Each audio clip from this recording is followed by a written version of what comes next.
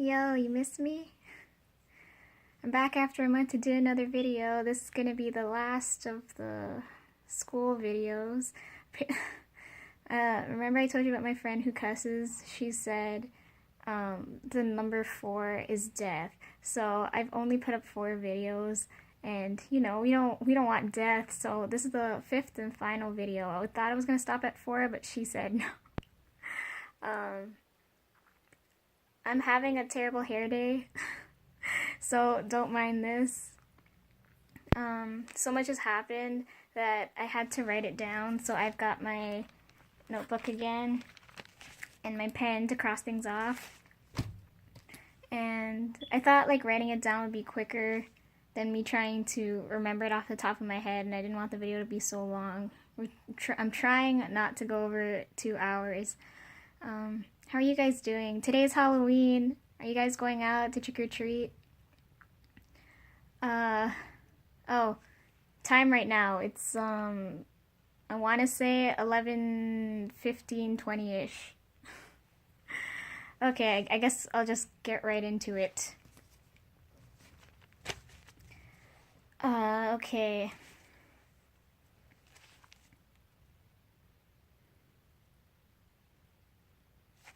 Can't even read my own handwriting. This. Oh, what is the world coming to? Oh, another thing. I'm using my phone updated, and now my camera has filters. What do you guys think? I'm using a filter right now. I'm using a full blast. Yeah, I thought I should point that out. It's not this one's gonna look better than the other ones because I'm using a filter. I don't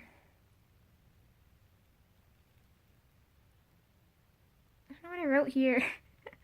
Okay, you know what? Okay, let's start off with school. This is supposed to be about school, right? And my personal life updates. Anyways, if you guys haven't been paying attention to the news, or I don't even think I've established this, but our university is, well, the university I go to is a hybrid school, meaning it's half university, half college. So I'm learning all the theory and I'm doing all the hands-on work at the same time. So with that in mind, if you guys haven't been watching the news, all Ontario colleges, I think it's Ontario colleges, I haven't been watching that closely. I'll leave a link to an article down below, but yeah, the colleges are striking. That's my point. The colleges are striking, so since the strike's going on, classes have been postponed, and things are a mess right now.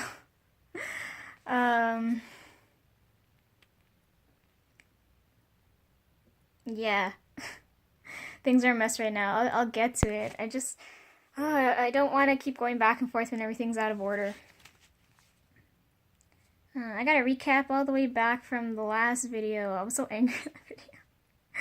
I say too much shit. Okay, I guess we can start off with, if I'm going all the way back, we'll go back to my cuss friend. She has that photography class with me. And, I guess the last photography class we had before the strike, we had a field trip. So we had to, well, during class, our professor, oh no, I'm not gonna get to that yet. Hold on. So, I talked about the first assignment in photography. I didn't talk about the second one. The second one we had to make, can't read my writing. Oh,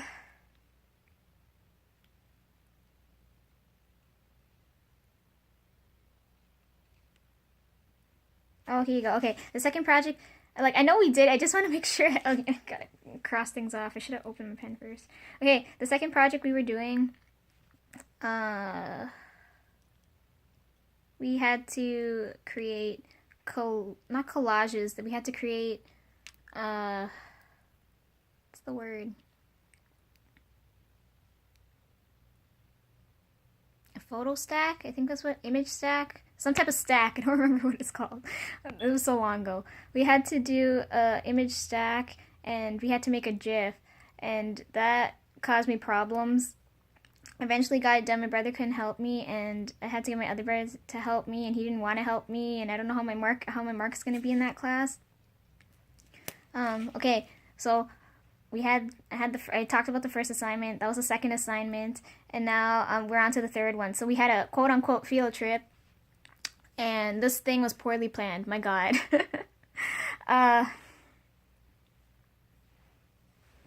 My cussing friend has that class with me, and the field trip was supposed to be somewhere downtown. And since I don't travel around downtown a lot by myself, I don't know the place very well. Oh my gosh, it was just a mess. Like, that I told you I have that class like 9:50 in the morning. So for the field trip, we have to the entire class has to meet downtown by 9:50, and I don't know my way around, so I don't have any leave room to like get lost and then find everybody. So my cussing friend, she was nice enough to keep me company. Like, she knows her way around, so I stuck with her to get there. I'm so upset. So she's also in my coding class. I think in the other video I was talking about how like there was a girl on the bottom floor that was watching us, but she didn't join the conversation. Like, she's the one I started to talk to and stuff after that. So at that point in time I didn't know who she was, right? Isn't that strange? Anyways, I don't have that class with her anymore because she dropped it. I have no friends. She dropped that class. Like, everything I talk about with her, like, she's already over and done with. Like, the only class I have with her is this photography class. She dropped coding. She had law last year. And yeah, everything I talk about her, it's like over and done with her. So for this, the point of us going on this field trip downtown is that we're taking city photos, right? And in my head, before the prof even explained anything, when I hear city, I think I have to take pictures of buildings, right? Like architecture. So I told you this prof can't explain. She's crazy. Okay, there's gonna be so many complaints about her when evaluations come up. But anyways, she was talking about, we were looking at elements on what we need to focus on for city photography, and buildings isn't that big of an element. So the prof showed us like 4 or 5 different concepts, because we're gonna get split into groups, because like if you're the prof, you're not gonna want to evaluate 24 pictures. Like, there's roughly 50 people in the class, and we each have to hand in 24 photos, and as the prof, you probably don't want to mark like that many photos if they're all the same. So she split us into groups, and we all got like different photographers, but she didn't wait till the day of to give us the photographers, which pissed me off, because one of the photographers, I think he's Australian. A lot of them are black and white photographers, but anyways, yeah, this photographer in particular, the pictures he takes, you need a special lens for, and you also need a tripod. And if we're going downtown, like, I want to carry light, right? I don't want to carry around so much equipment that I might not need. Because she waited till the day of, like, she made us meet up at a Starbucks. I feel bad for the people working at the Starbucks. Can you imagine a whole class comes in, you're like, what the frig is going on? But yeah, we all met up at the Starbucks, and she's giving us what our topics are. So me, because I'm so fed up with the prof and the class, and I'm just done in general, I just didn't bring any equipment, right? I'm just like, I hope I get a topic where I don't need the equipment. So she doesn't have the orange bowl this time, but she has an envelope, and all the papers are in there. Oh, I think I skipped parts. I didn't talk about me and my friend, we were getting there. I didn't talk about the journey there. That the morning of, I went to school. I think the strike happened by then. No, I don't remember.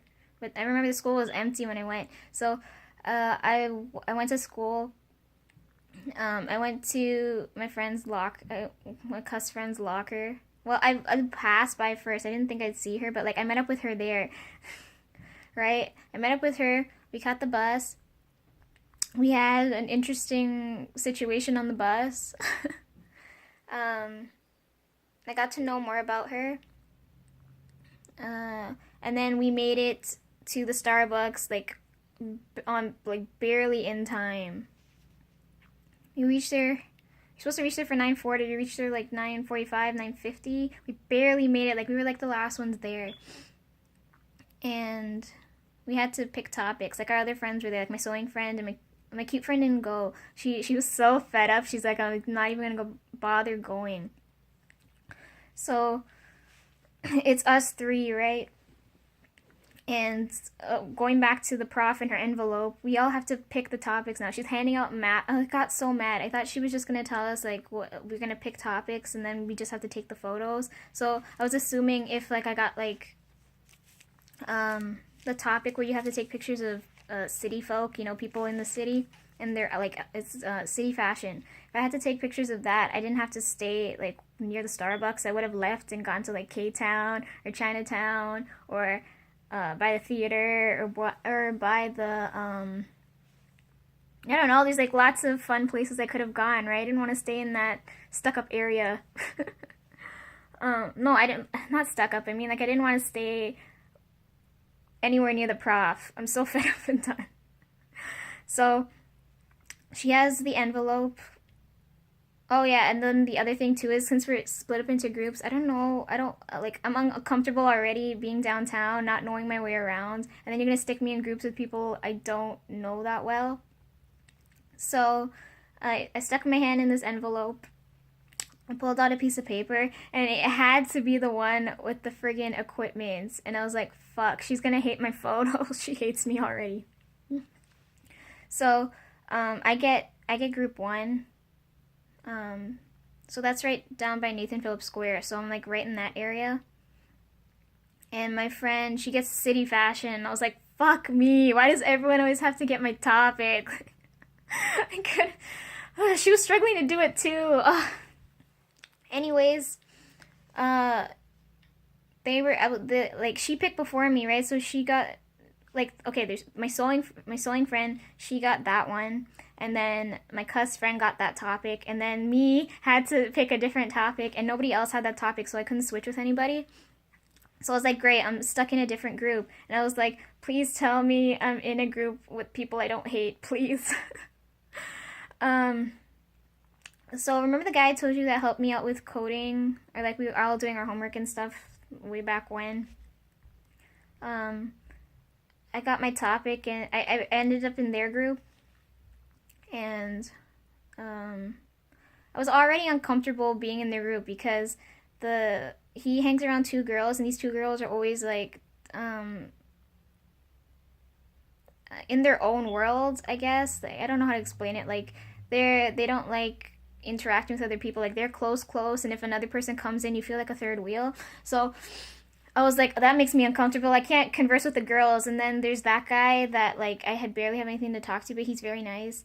And another guy that they're always around, and I just met this guy, and I was like, okay. So, oh, the 2 girls, one of the girls, she knows her way downtown, and she takes pictures there all the time. But anyways, yeah, so we're group 1, right? So we're down by Nathan Phillips Square to, I don't remember where, we're in like, we're going in a square. And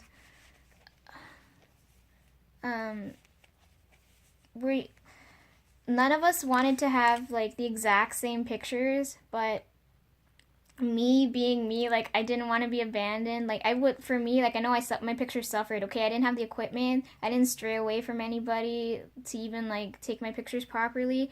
So my pictures look roughly the same like some of the others, but oh my god.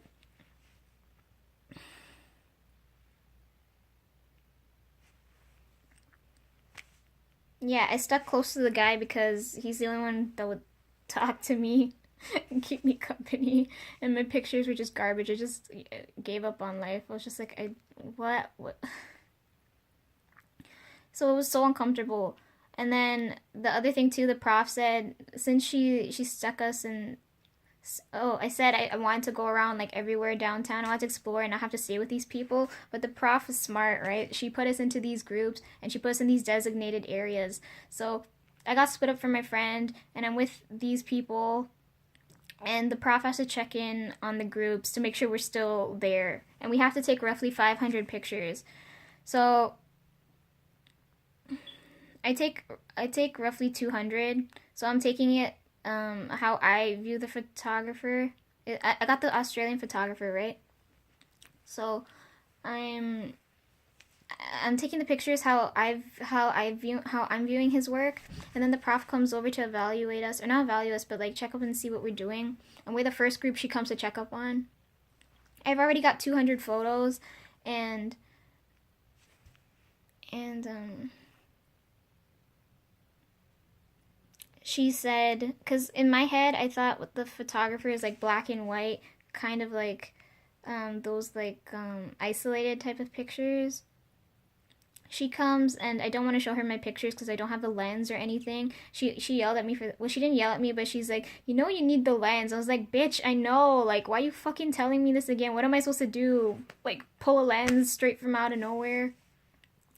And then she said we need a tripod, and I'm like, I don't have upper body strength. How do you expect me to carry things around? And then that too pissed me off because remember I told you Thursday I have 2.5 classes. So after I'm done that class, I have to go back to school and I gotta carry around all that equipment. Like, fuck no.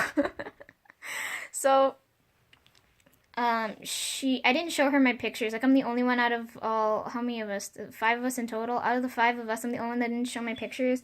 And she said, uh, like, cause like when she came closer to me, I kept backing up, and she's like, "What? You shy?" And I was like, "Sure, we can call it that. I just don't want you friggin' near me." Um, yeah,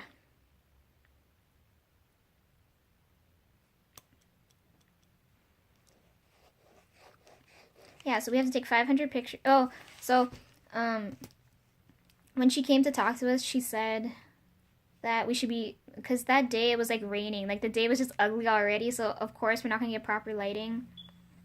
And uh she said instead of focusing on light, because the photographer mainly focused on lighting. Like he really looked at like where the light was gonna show up. And my prof said instead of focusing on lighting, because that's what I was focusing on, like isolation, where I would like isolate the light. The prof said focus on movement, and I was like, bitch, I just took 200 fucking pictures, and now you're telling me to do this. Like, why didn't you fucking tell us that before we left the Starbucks? Like,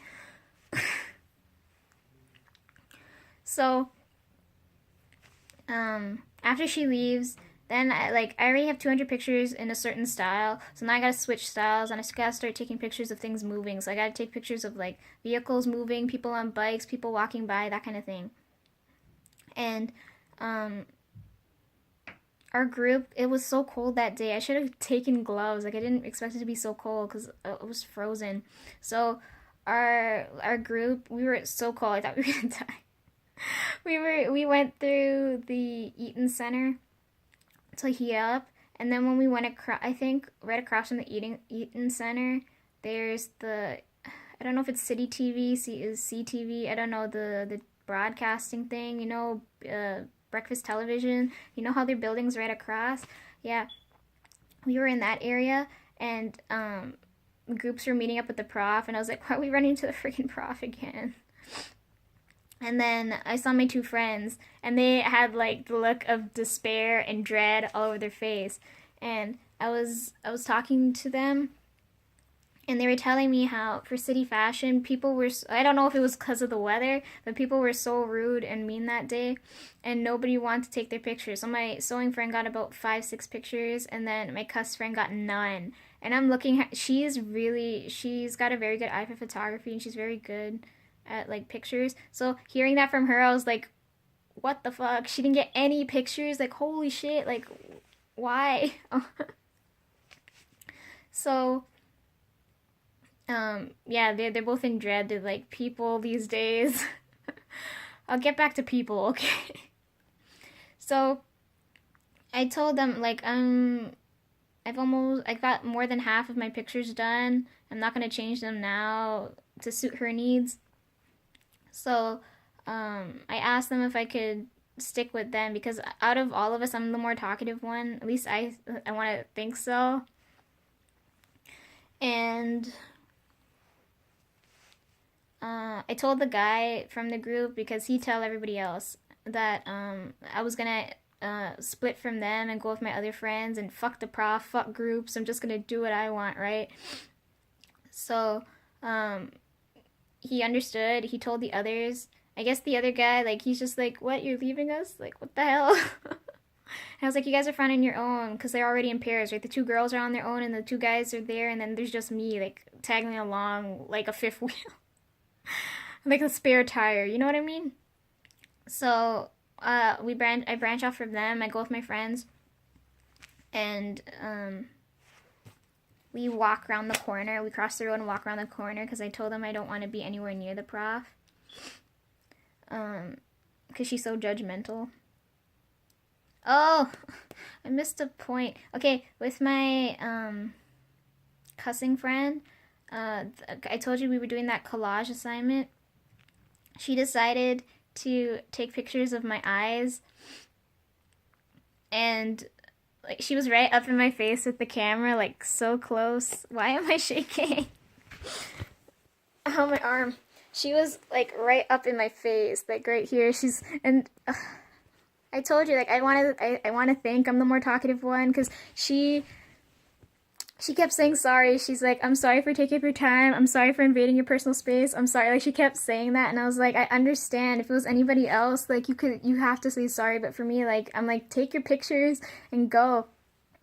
And, she showed me, before I handed in that assignment, she was showing me hers, and it was like, I didn't think my eyes looked that pretty. Like, she said she wanted to take more, but she took my eye and she put cherry blossoms in them, and it looked so cool. So I don't know, she just said my eyes are really pretty, and I don't know why I'm bringing that up. It just that made my day. Anyways, so where were we? Yeah, I split off with them, and I'm helping them because I'm nearly done, right? I'm past halfway. We only need 24 to hand in, so I was like, I'm good.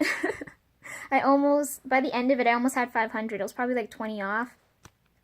But, yeah, I hung out with them, and I was like, I'm gonna try and help them get photos, right? Make myself useful.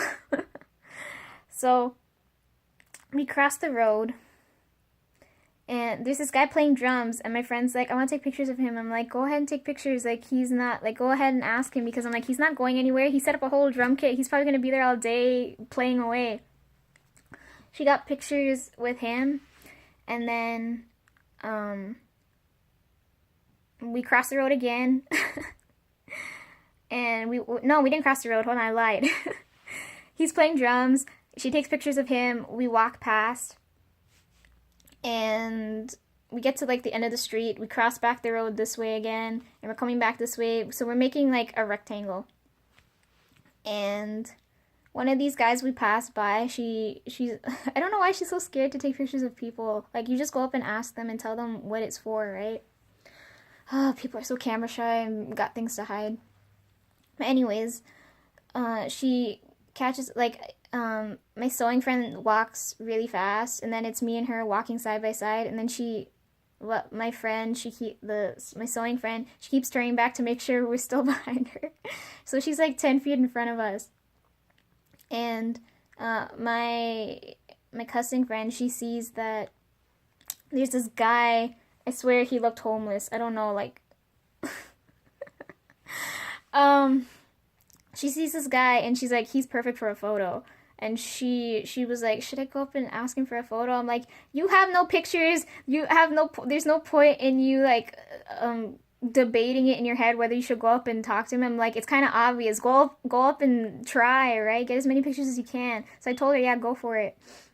So she's there with the guy, and then my sewing friend, turns back, and then I reach up with her, and she said she's finally getting a photo, and I'm like, yeah, she's finally getting a photo.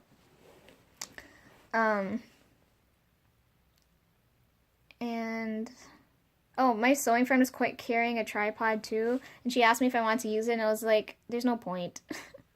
Anyways, so me and her, like, we're walking up and we're talking, and then we realize, like, it's taking too long. Like, what's going on? What's wrong? Like, something's wrong.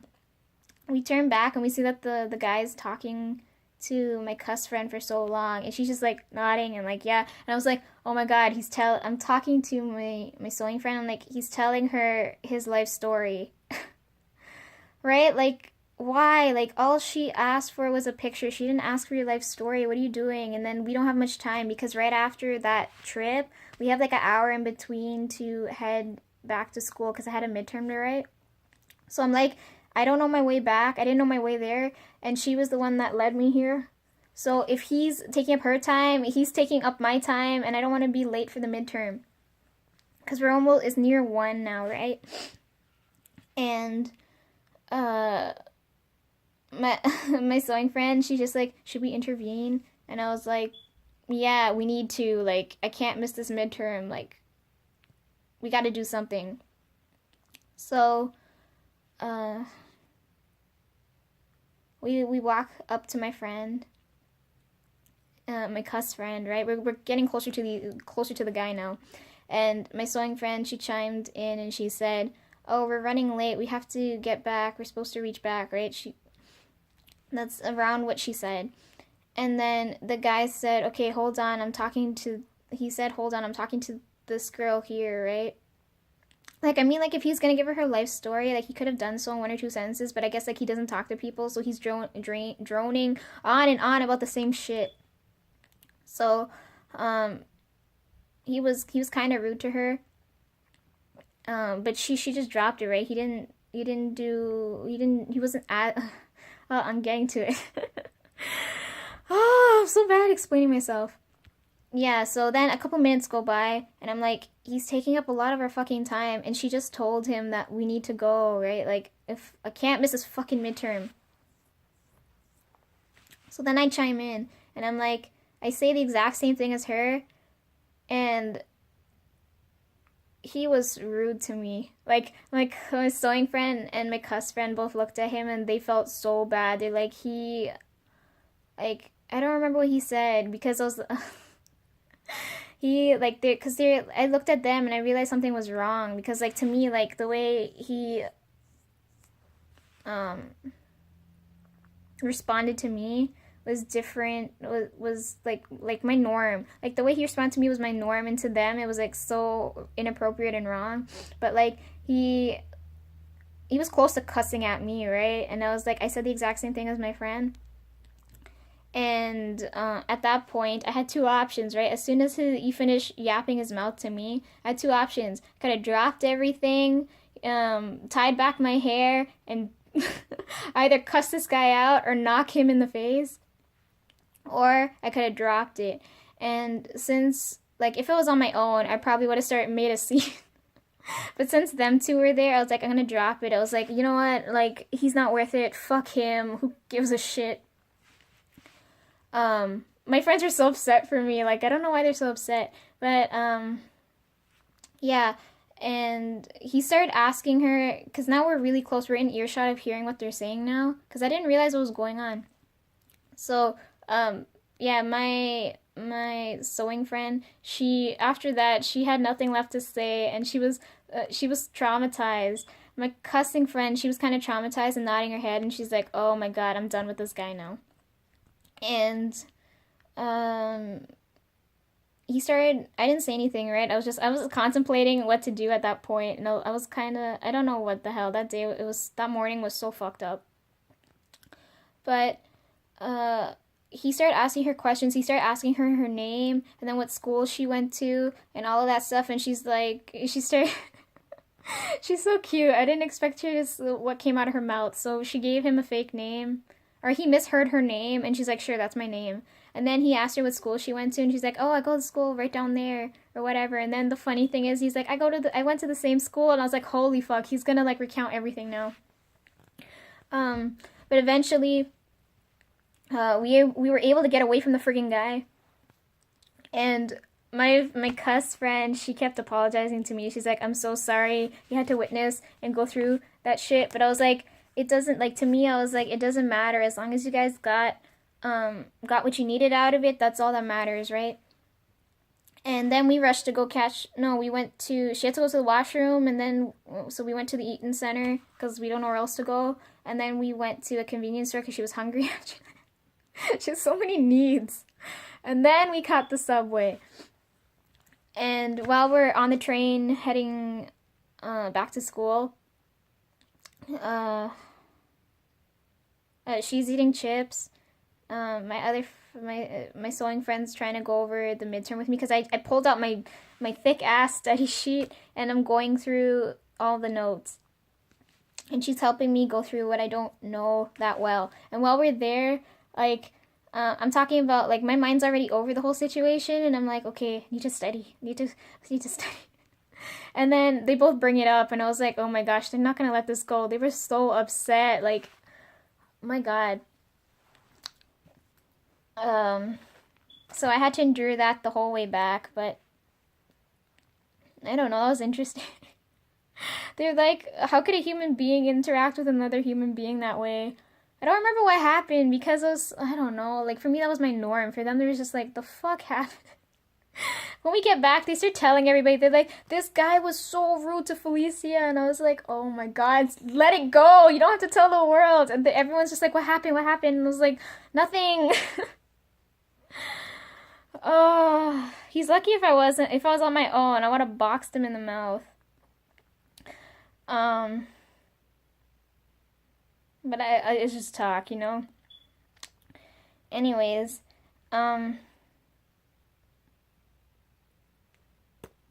that assignment, we're supposed to, like, after we take those photos, remember I told you there's 24 pictures? Out of those 24, we have to pick 3 to print, and printing costs so much fucking money. But since the strike's going on, we didn't have to print, and I was like, thank fucking god, I don't have to spend money.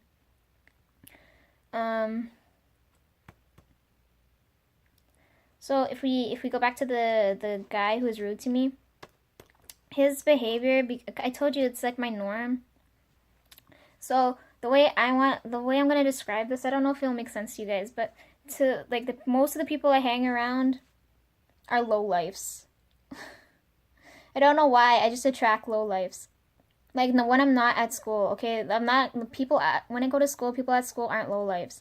I'm talking about, like, when I'm going to the store, or when I'm walking down the road, or, like, certain places I'm going to, these people are lowlifes. So this guy, how he behaved toward me, I call low-life behavior, right? So I was like, I know how to deal, like, if you're gonna act like a low-life to me, I'll act like a low-life back to you. Like, that's just how it works, right? And, when I saw their expression, I knew something was wrong, because I'm like, they've never been around low-life, so I was like, is something wrong with me? Is something weird for the way I reacted to the situation? Was I in the wrong? Because I don't know, that was on my mind that whole day. I was like, or not the whole day, the whole freaking 2-3 days, a week, I don't know how long, but it was on my mind for a while, because I was like, did I do something wrong? Did I react wrong? Like, I don't understand. So, what I define as low-life behavior, so if we were taking that guy, for example, he's inconsiderate, right? Because we told, like, all 3 of us, I don't know if she told him, but all 3 of us, at least 2 of us told him that we're in a hurry. She only asked for a photo. She didn't ask for his life story. He was rude to me when I was polite to him. He was talking about how, like, miserable his life is. So, this is, like, I should make a whole video on just low lives. But, like, one of my criteria for a low life is that they're always miserable and they're talking about themselves. So, this guy's talking about how, like, oh, his life is shit, people treat him like shit, and I'm like, your life's shit because you view it as shit, right? You're not doing anything to, like, help yourself. Like, do something. Like, people like that piss me the fuck off.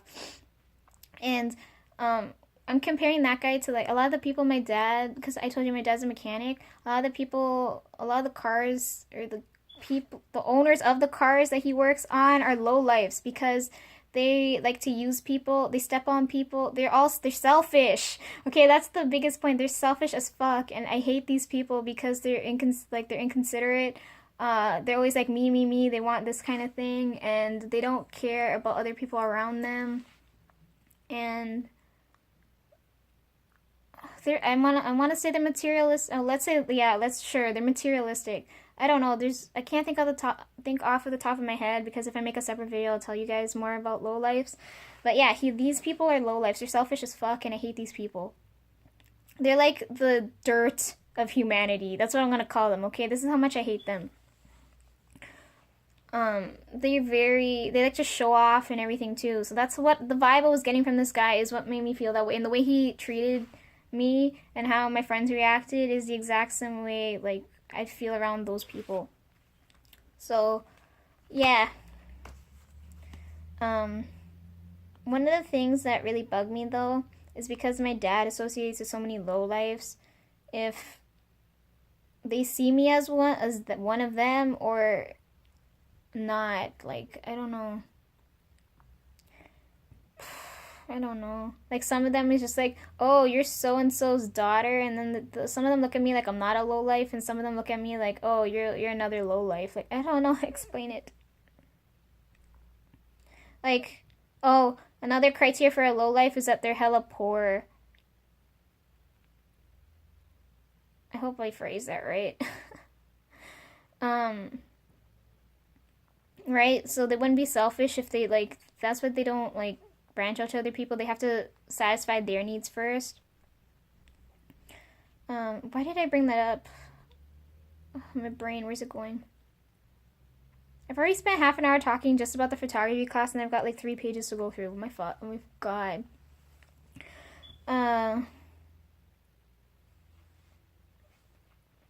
Okay, I'll get back to it if I remember my point. I don't know why I keep forgetting things.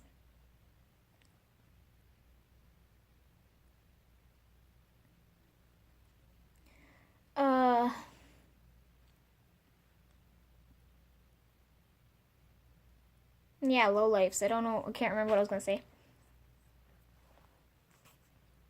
Okay, then we're going on. I'm moving on now.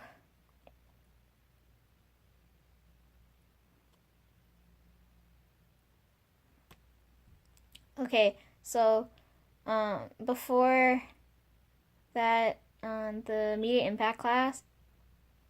Remember I told you the guy my friend met on Tinder, or like the guy he's in our class. So that guy, I didn't realize so many girls liked him, right? So best friend likes him. The girl I had a class with likes him, and she's also working with him in the law group. My cute friend, she talks to him a bit, and I don't know. All these girls like him, and they telling me how much like he's so amazing, or like he's so like I don't know. But my cute friend told me he's really friendly. That's probably why so many people like him. I'm like, he's never been friendly towards me. The fuck's his problem? But anyways, I told you I don't like this guy, and then I'm hearing from all of them. They're just like, why don't you like him? I'm like, I don't have a reason to. I don't know what you guys' reason is. So we go into this class. This is like a couple days beforehand. I don't remember it. Everything's out of order. Okay, I'm sorry. I couldn't record at the time because there's so much going on. So we were at our like table, and they were talking about how they were telling me how like everybody likes him and that kind of thing. And then we had to the media impact class, and when we're in that class, I told you, I think that was the day he came to sit beside me, right? And he had to fucking sit beside me of all fucking people. So my cute friend turns around, and I don't know, I think this is like the second time I've seen, or third time I've seen her offer him gum. And I'm like, are they trying to, I don't know why, like as soon as she turned around to give him gum, all these girls are acting strange. I'm like, are you trying to seduce him with mint, like gum? Like, the fuck's going on? Like, they're all acting so strange. And I was like, what are you guys doing?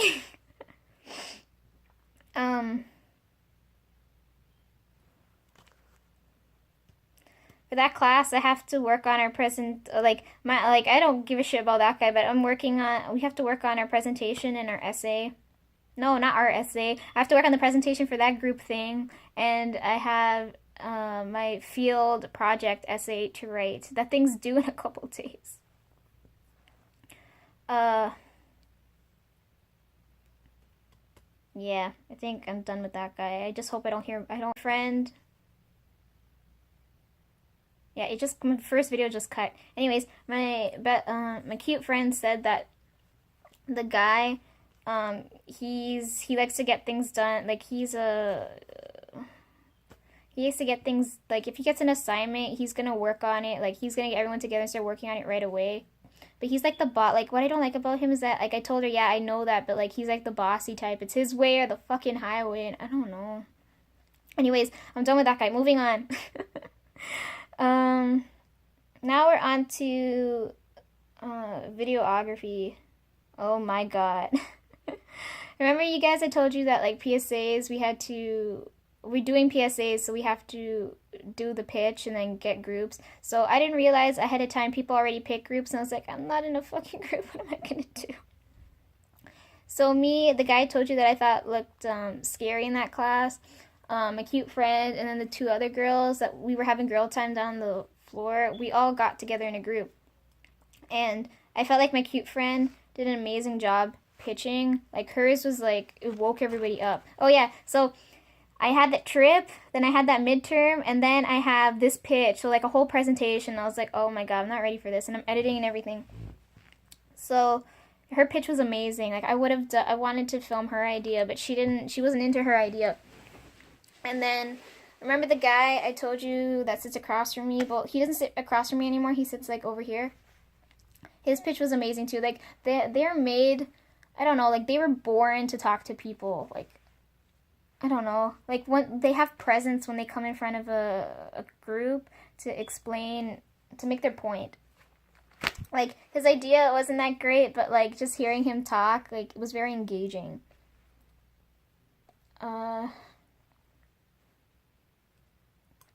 Oh, that class, it was Friday the 13th.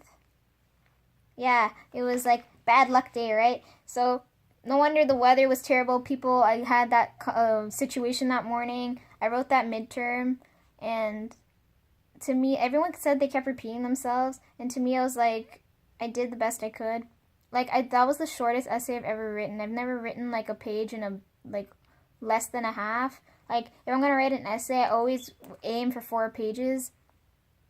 Or at least 2, right? And I was like, I can't hash out points. Something's wrong. Like, anyways, so, PSAs. So that day, since it's Friday the 13th, the prof said that the class beforehand, he was teaching us lighting and audio, and he said the class beforehand, some of the lights blew. And I was like, oh my god, can you imagine? That must have been really scary. Oh, I also learned too that one of the girls that was with us before, she's in the class beforehand, so she knows Sewing Friend and Cuss Friend really well, and she was telling us how the prof makes her so uncomfortable. The prof causes her so much anxiety that she dropped the course, and now she's having problems. So the prof is still making her life a living hell, even though she's not in the class anymore. Yeah, so, yeah, lights blew. I got into a group with people I knew. We were learning audio, so we had to learn lavaliers and shotgun and cardioid. You know, the one that looks like a heart. That's how I remember that one. I like cardioid. Anyways, oh yeah, we also learned how to use. Oh, before. No, hold on. I'm getting ahead of myself. Yeah, we were working with a lot of equipment that day, so I don't know. There was so much going on. I'm moving on to Friday. So Friday now. So that was the whole Thursday. Thursday was crazy. Friday now. as I'm going to school, remember like I told you in the last video when I went that Friday, like it was raining and it was late and I had that whole altercation with that woman. Friday when I'm going to school now, I don't know why, but every time I'm waiting for the bus, I get people that honk at me, and then I'm assuming it's either my brother, because my brother's friends and my dad's associates, I want to call them. I don't know how close they are to him, but they all drive, right? So if they see me, they'll honk when they see me. Like, that's what I'm assuming. I'm assuming it's them honking at me when they see me, but like they're driving so fast that I can't tell who's honking, so that fucking annoys me. I'll get back to that. So I get to school on the Friday, and from all the ideas we had, because among our group we each had an idea, right, from our pitches, and all of them wanted to do my idea because it's the least serious and more of a first world problem. But I don't know if it still counts as a PSA, but I know we had it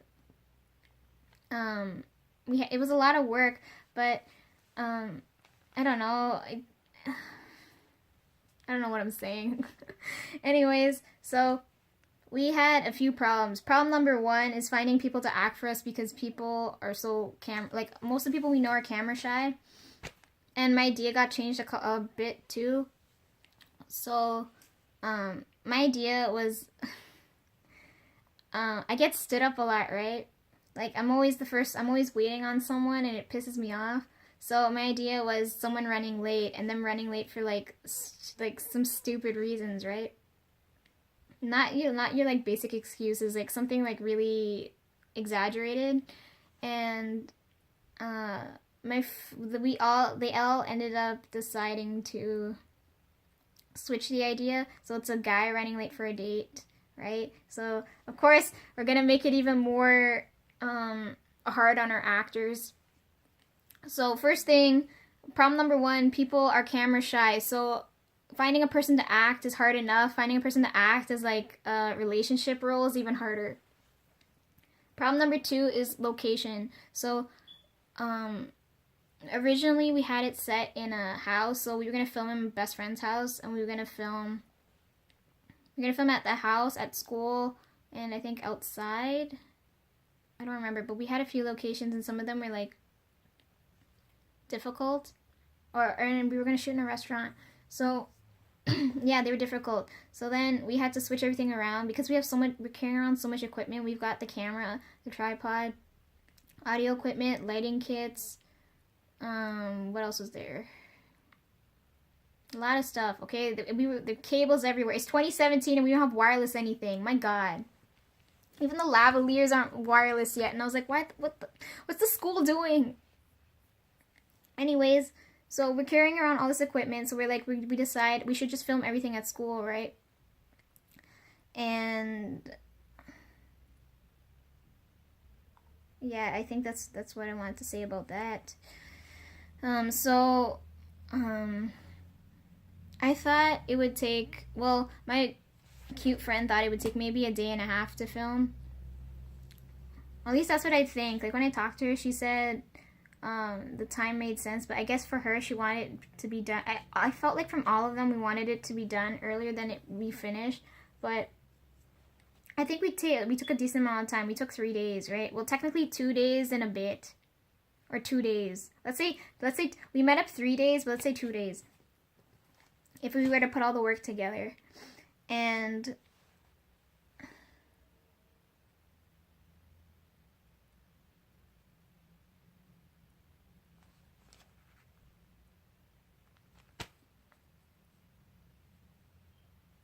when I went that day to meet up with them, I was the first one there, and the first person I ran into was Cuss friend, and I was like, why is she doing here? Like, she's not in our group, like, and it's early too. I think we met up 10, maybe 9 in the morning. We met up early, and I only knew it was her because where I came from, I was like, I could tell from her bag. I'm like, she's the only one with that colored bag.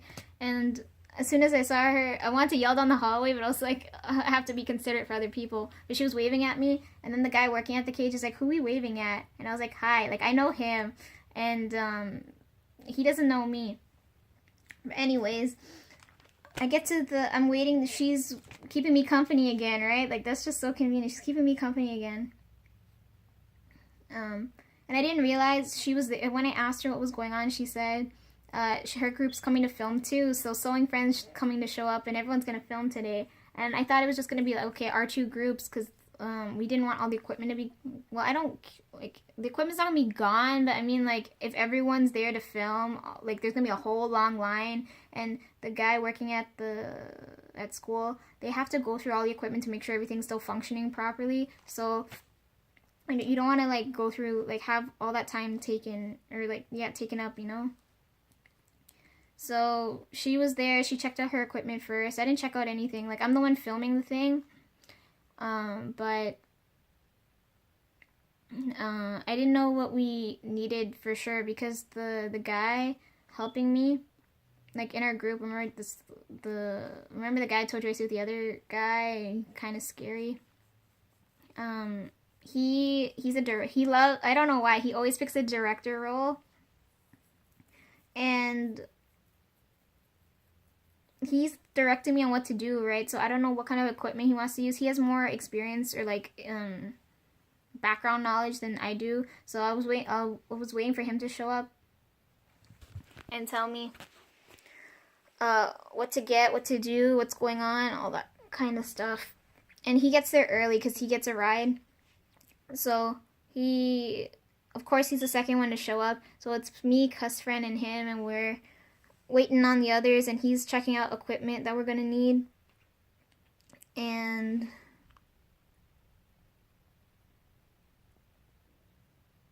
oh, I didn't mention that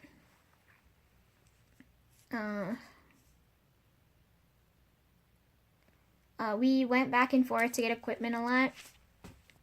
And I told you, I know the guy who worked at the school. Well, we call it the media cage, right? So that's where you go to get the equipment. It's not literally a cage, okay? Don't mentally picture that. But yeah, I go back to the cage frequently, and one of the times I went back, no, one of the days when I went to film, I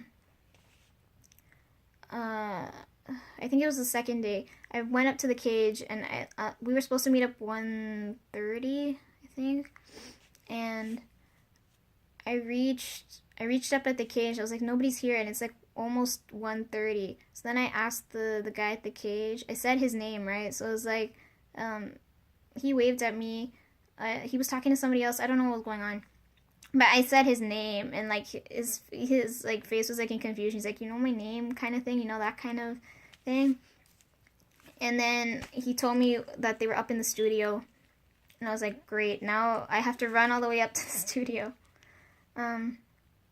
But the point I'm trying to make here is that like the look on his face that I know his name. I get that a lot, but I don't know like why. Because people, I don't know. People don't think I know their names. Like, I acknowledge your presence, but like, okay, say if we're in a classroom, if I'm in there long enough, like say maybe about 20 minutes. If I'm in a classroom in about 20 minutes, I've already acknowledged all the people there, and I've roughly gotten all their names just by listening, right? I may not look directly at you, but I have acknowledged your presence. And then when I could go up to these people, like when I have assignments or I have to interact with them somehow, I address them by their name. And then when I address them by their name, they're so surprised. They're like, you know my name? And then they're like, I'm sorry. Like they're so upset because they're not upset, but they're kind of like, it's like, you know my name, but I don't know yours, and I feel bad for it, kind of thing. But I only do that because I don't know. Like for me, like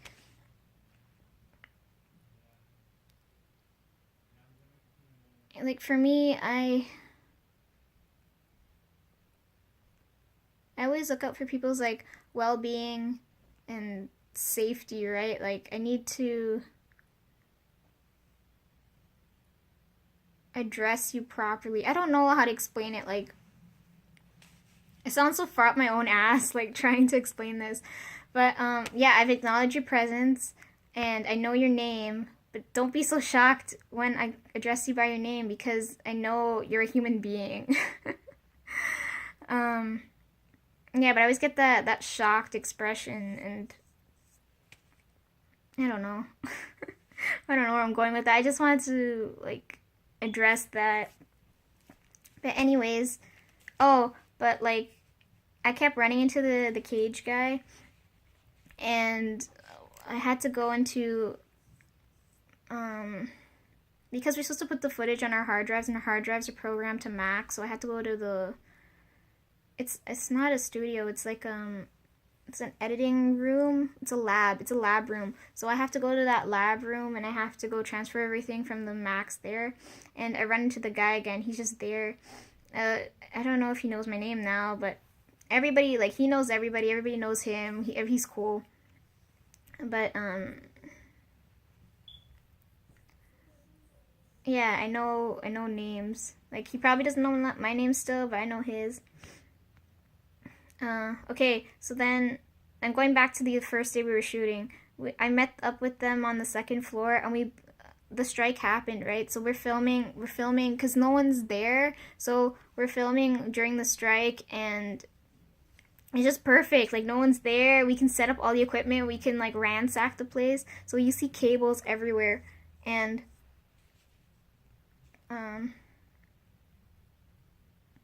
oh, before I get to that, the day when we met up, okay, we met up like 4 days. The first day, or like not the first day, it's like after it was afternoon. I remember it was late.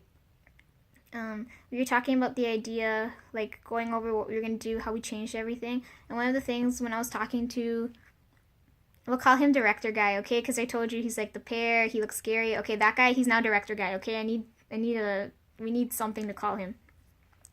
Okay, so director guy was talking to me, like after we were done talking about camera, like filming, so focusing on this class. I told him I was focusing on law because I'm like, our law group we need to get work done. And then he said, "Oh yeah, your typical white guys in that group, right?" And I told him, "Yeah, why bring him up? Like, see, I told you they always talk about each other, or they don't. Like, typical white guy doesn't talk about director guy, but director guy always talks about typical white guy. So, which is I told you, it makes me laugh because they're both white. So it's like one white guy calling another guy. I don't know. It's just so funny. I told him, yeah, he's in my group, and he said what my perspective on him was, and I said, like, it was a strange question. I was like, well, what do you mean, why? He said, after I tell you certain things, your perception of him's gonna change. And I was like, what things? Like, I'm key, like, tuned in, or I don't know, like, he's just, once he said that, I was like, what? He said,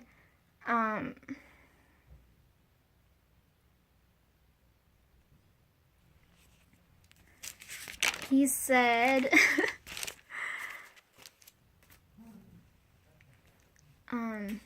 your typical white guy.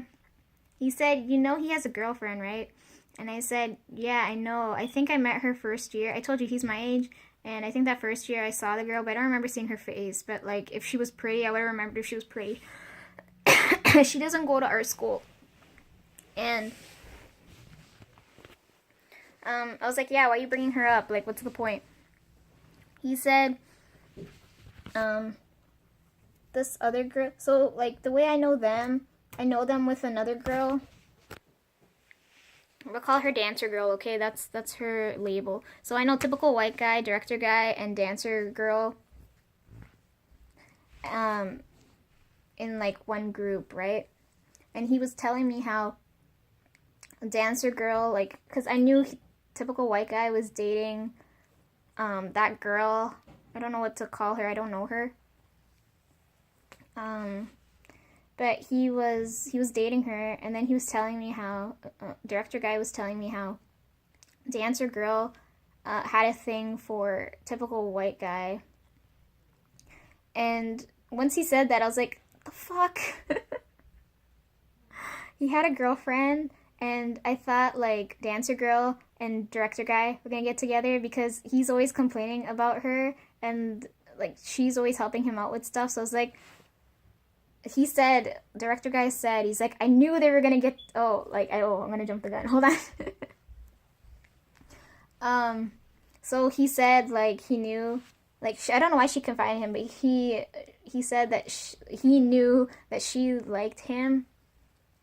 And he said, I predicted, he's like, I knew this was gonna happen. He's like, one day they're gonna get together and whatnot, right? And he told me that it did happen. He said he cheated on his girlfriend with Dancer Girl. And then I was like, that blew my mind, because in my head I was like, I never pictured her liking typical white guy. I thought she liked director guy, and I thought they were gonna be a thing because they was always together. So when he told me, like, I knew she was gonna end up with him, I was like, but I thought she was gonna end up with you. My prediction was so wrong. I didn't tell him that though, because I knew if I told him that, he'd start acting weird. He, like, I don't know. In my head I was like, you thought it was gonna go this way, I thought it was gonna go that. You know what I mean?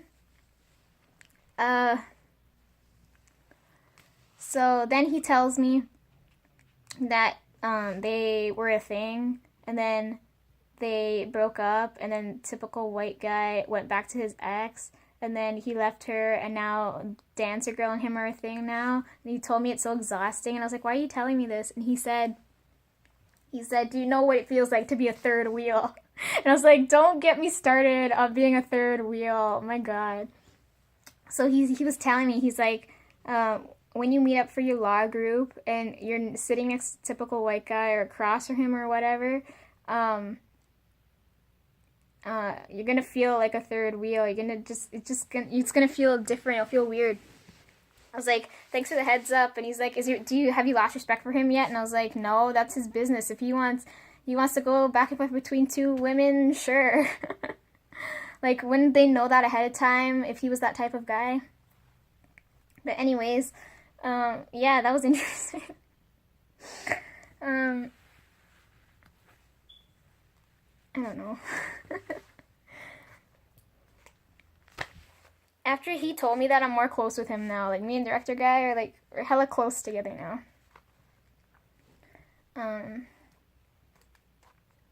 Oh, one of the things he told me too, he said, Dancer Girl telling him that she liked typical white guy was no surprise to him. He said he's always in situations where, like, people confide in him and tell him their most, like, inner thoughts, like, things they hold back, right? And I was like, I told him it's because he's soft. It's just like, I don't know, like, he's friendly, like, he's talkative. He's not that, like, type of guy where, like, they don't, I don't know, like, I don't know how to explain it. Like, he's just that type of guy where you would just tell him everything, and then you'd know he'd give you an opinion.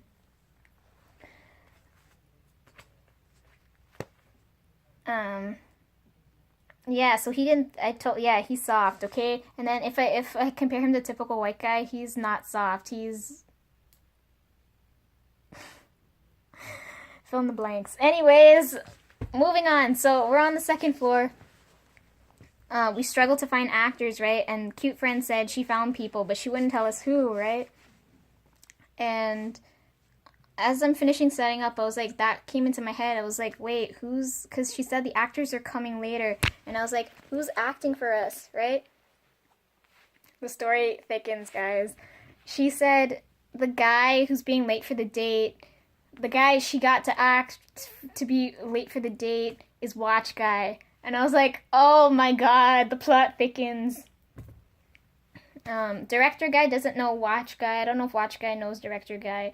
But it's just, like, I'm in a comfortable position. Because I know I'm close with Director Guy and Cute Friends, and then the other two girls I'm sort of close with. So I'm in a comfortable place, and then Watch Guy comes in, and I was like, oh my God, am I still going to feel comfortable or more uncomfortable? So then, and she said, so he's playing the guy's role, and then the girl playing the one getting stood up is going to be the girl with the pretty hair I told you about, right? The beautiful hair girl that's very, blunt and straightforward, that one. And I was like, great, like, these are two people I just met this year that I get, the story is going to continue now, so I get to know more about them. So, oh, about Watch Guy. I don't know if he dropped the photography class because I don't see him much anymore.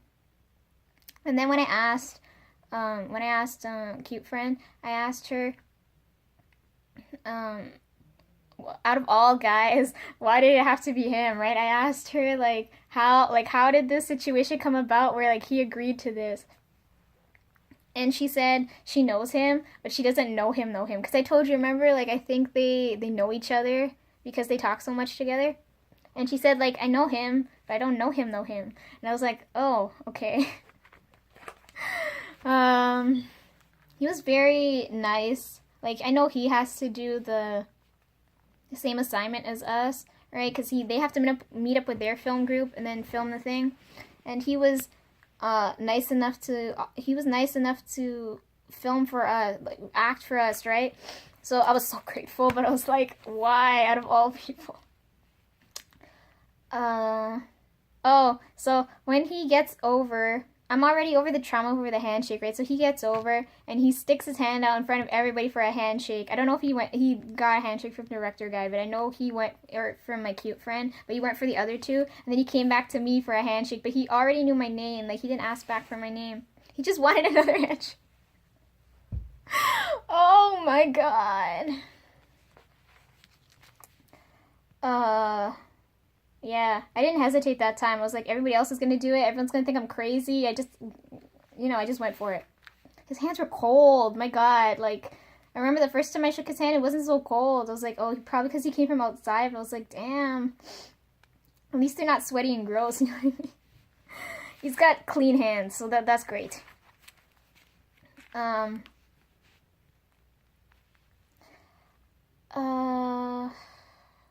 He was uncomfortable acting. Like his acting is so unnatural. Like his improv is amazing, but like his cause he has to read from the script and he's gotta figure out how to do things. Like I don't know. He looks so like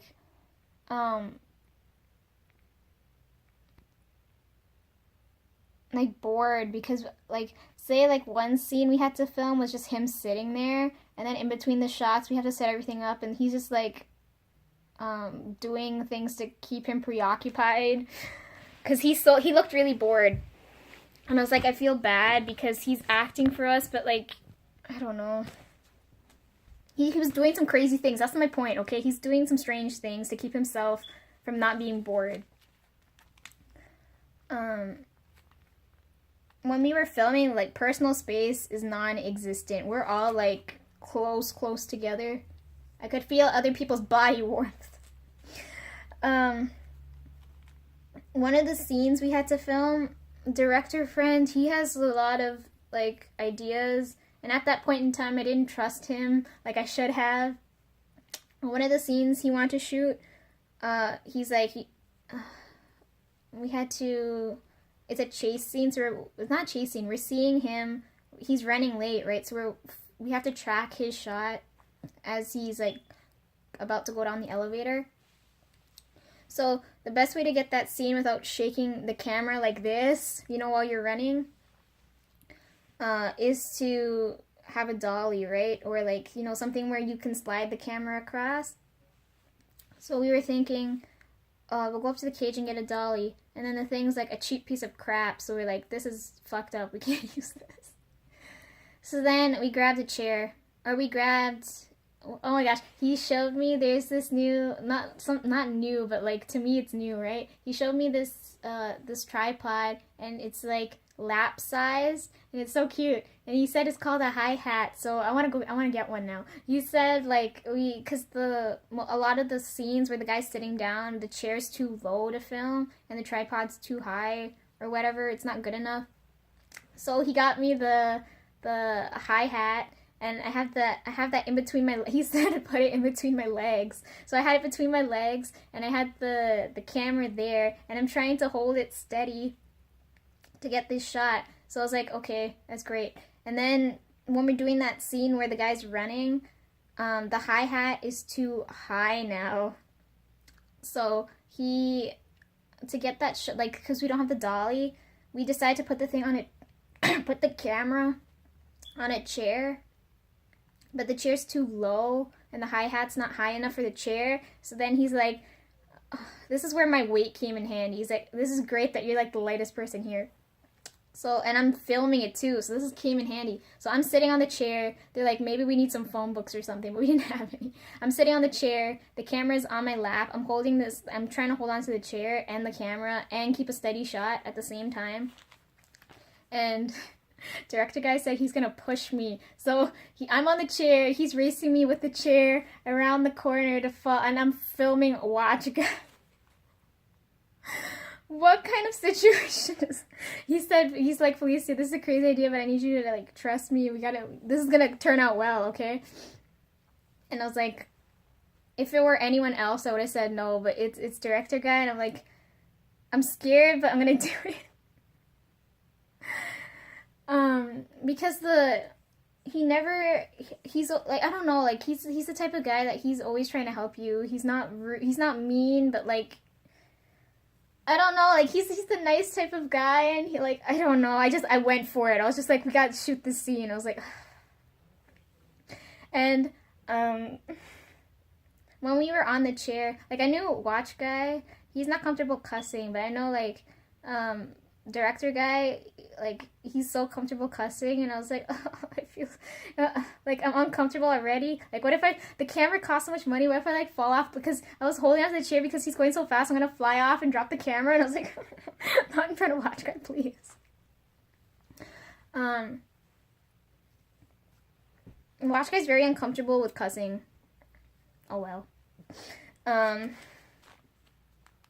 So, oh, before I get to that though, when we were setting up all the camera stuff, when we're in class, the guy I told you sits here, he and Base Guy's friend that sits back here, that parallel, yeah, here, sits here. They volunteer a lot for the videography prof, to demonstrate what we have to learn. So, like, I was setting up the camera before we started, and I was like, something looks wrong, something looks off, and in my head I was like, I wish Base Guy's friend was here to help me. And then as I'm sitting there, the guy all of a sudden showed up and walked by, and I was like, wait, don't go, come here, I need you to help me. So like, everybody came that day to film, and I was like, great. Yeah, he took the camera from me, he did some stuff, and I think it was working well, and then he went to go do some stuff. I'll get back to him, okay? Anyways, back to this chair, adventure? I don't know what to call it. Oh, okay. My cute friend and one of the girls in their group, she's working sound, and then my cute friend, she's just doing everything else. And oh, one of the things, I make a director friend for this now. When we were putting, you know, on the tripod how it has the plate, you take the plate and you have to, we didn't have a screwdriver to like, because you know when you tighten it on the camera with your hands, it's not tight, and you need like a flat end screwdriver to like tighten it a bit. We didn't have one on us, and director guy, he's just like, he's like, does anybody have a thin piece of metal? So now every time I'm working with him, when we were working the whole time, like, Watch Guy found it funny too, and he's like, I have a thin piece of metal here. Like, he had to hand him a coin, right, because that could fit the slot. But now, every time I have to secure the plate onto the camera and then put it on the tripod, I'm always like, I need a thin piece of metal, and now he's so, I don't know, it's just so cute, of all things he could have said. Anyways, so back to the chair. We're on the chair, and I'm on the chair. There's a chair. The chair has wheels. I should have established that too. It's a wheeling. So I had to grab one of the chairs from the lab, and the one of the girls, she's like, "What do you need a chair for?" And I was like, "What do you need a chair for? Like, the fuck you asking me? Like, that's such a stupid question. What else would I need a chair for?" I just told her I need to borrow this, and she's like, what for? And then, that was such a stupid question, and then the guy next to her, because I didn't know how to respond, I was just, my face, I don't know what I was giving her. The guy next to her, he's like, yeah, take the chair, just make sure you bring it back. And I was like, see, that's what a reasonable, common sense person would have told me. I was like, good, so I didn't have to deal with her, like, I didn't have to waste time with her. The guy, he already knew. I took the chair, and yeah, it's this wheelchair, so director guy friend he's behind me holding this chair. I'm sitting on the chair with the camera in like bouncing on my leg, because my leg, if I raise it up just a little bit, it's the perfect height. And I'm holding this chair because when he goes around the corner, I don't want to slide off and hit a wall or some shit. So yeah, he's pushing me, and watch guy's gonna go around the corner. And I didn't realize that cute friend was filming all of this. So as we're just about to end the scene and we're going around the corner for him to push the elevator, I see cute friend show up, and then I cut the shot, right? The shot's done, and then I didn't realize she was filming the whole thing, and she's laughing so hard. She's like, you need to see your face. So next time we meet up, she has to give me the video, but like I think it's on Snapchat or whatever, but like everybody's like seen it and I haven't seen it yet, and I'm so mad. But the scene, like, I think it was worth it, because one of them, I think I got a steady enough shot. I'm like your makeshift, like, dolly tracking shot. I don't know what to call it, but like, the shot was smooth enough. Because you're not moving the camera, right? You're moving something else with the camera on it. Anyways, yeah, so like that's going around now. It's like, look at this shot Felicia did on this chair, looking ridiculous. I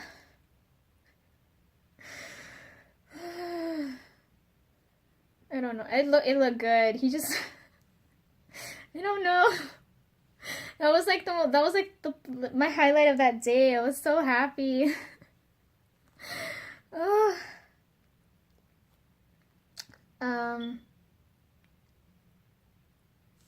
Okay.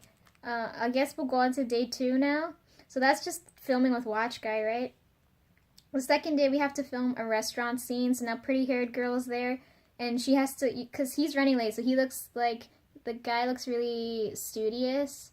So with the establishing shot we had with him, well, not establishing's when you have location, but I mean like the first actual scene with him, we had him studying law, because the joke is, with the law professor, so we included that in there. So he has a law book, and he's looking at contempt and all that stuff, and he's running to meet this girl up in the restaurant, but he's not meeting her at a restaurant. He's meeting her up on the 4th floor where we're at the studio, and we've decorated it to look like a restaurant.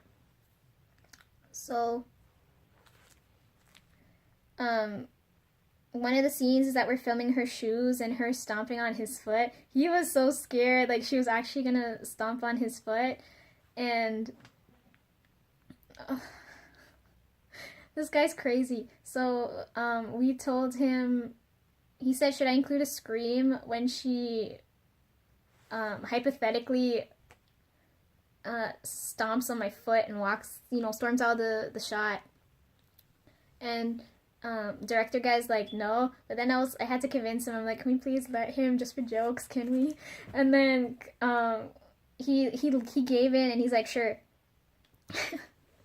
At the time when we were filming it, I don't think we laughed as hard as we did looking back at the footage, but like, we noticed that when we were looking at the footage, we couldn't stop laughing at his scream.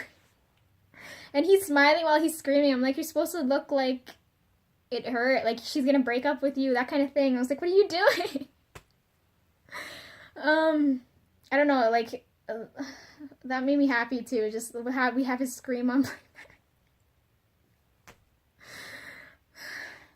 I don't know, I just needed that, like, filming with, being able to film with them, like, I'm gonna save that feeling for a rainy day, like, it just made me so happy. Oh, my point being that he's crazy, so I was saying, I told you he's, like, to me, he seems like he's bored. So in between takes, when he's bored, he's doing some weird things. Like, I can't tell you guys everything, but like, he did some weird things, okay? Like, normal people don't act the way he acts. Like the things he did caught me off guard, and it was distracting. Like, I don't know. Um. Oh, director friend, because he's only good at directing, right? He said he does a lot of he films he does a lot of films, and he writes screenplays and stuff, and he goes and films them, and yeah. He's got like a whole group of people helping him, and he said he always has a lighting guy. And one of the things when we were in the studio, we had to adjust lighting. He's like, I don't know how lights work. I have a lighting guy, but he like, I don't know, like without his direction, I don't think the thing would have been shot as well as it was. I should trust him more. Like after that, like I have complete trust in him. I could like, I don't know why I doubted him. Setting up the light. My camera cut again.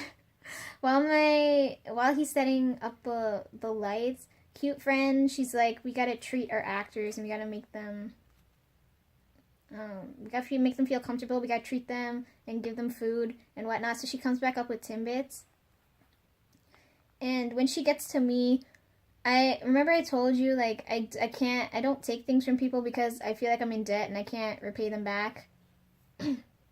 So she's offering me Timbit. Everybody took Timbits except for me, and I was like, looking back now, I should have took at least one because that looks so bad. But I didn't take any because first off, I'm working the camera, so you know Timbits are sugary and sweet, and I didn't want my hands to get sticky if we're still filming, right? Don't slow me down.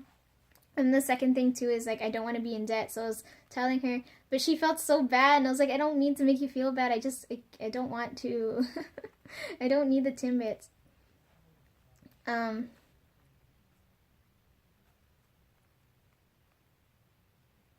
I made it like she keeps offering me stuff and I keep denying her. I should take some. Yeah. So after that whole process, there, like our team works so well to film this thing, and after that, after working with all the equipment, I feel like I need more tools in my arsenal and stuff like that. Like I need more stuff.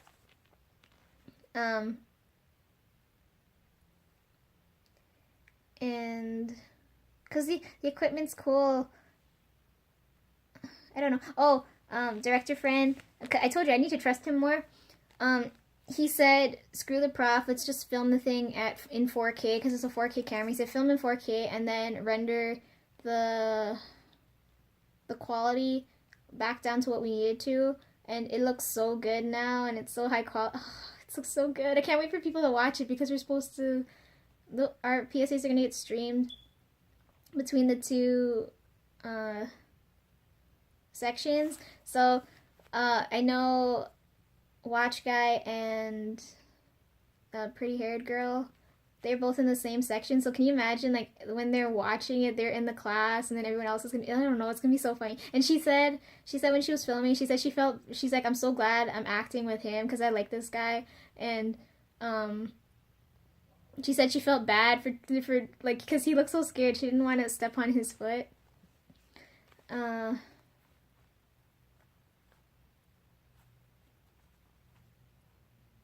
Yeah, and then yesterday, yesterday we had to film like the last bit. So like we don't have the actors now, right? Because first day it was just the guy. Second day is the guy and the girl, and then last day is like two scenes, 4 takes, two scenes, 4 takes, and I had to reach there up for 8 o'clock yesterday, 8:30. I had to reach for 8:30 yesterday, and we're filming.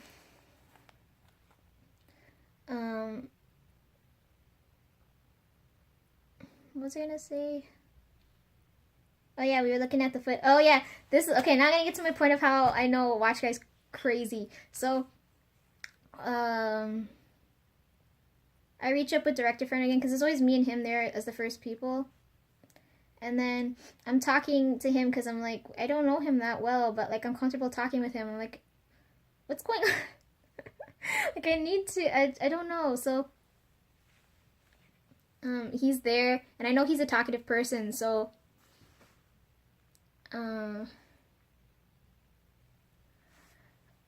so I'm talking. Oh, maybe I'll get back to that. Hold on.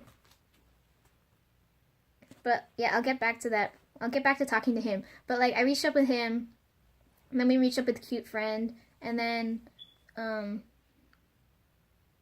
we filmed, and then we all reached back up in the lab because now we're looking at the footage, and a cute friend told me, "Watch guys in the building. Do you want him to come look at the footage?"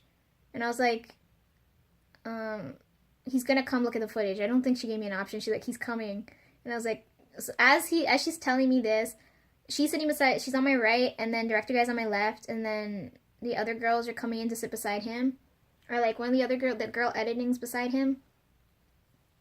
And I'm telling both cute friend and director friend that he's crazy, and then they're looking at me like I'm the crazy one, like you're the only one who has a problem with him. But then the editing girl said, yeah, he is crazy. See, it's like she kind of took my side, so I was like, he's not crazy, he is crazy, like I'm not the crazy one.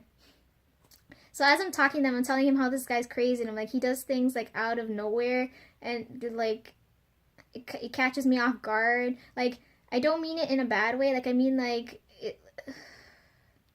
it's entertaining, but like I couldn't deal with that like 24/7. I don't know, like.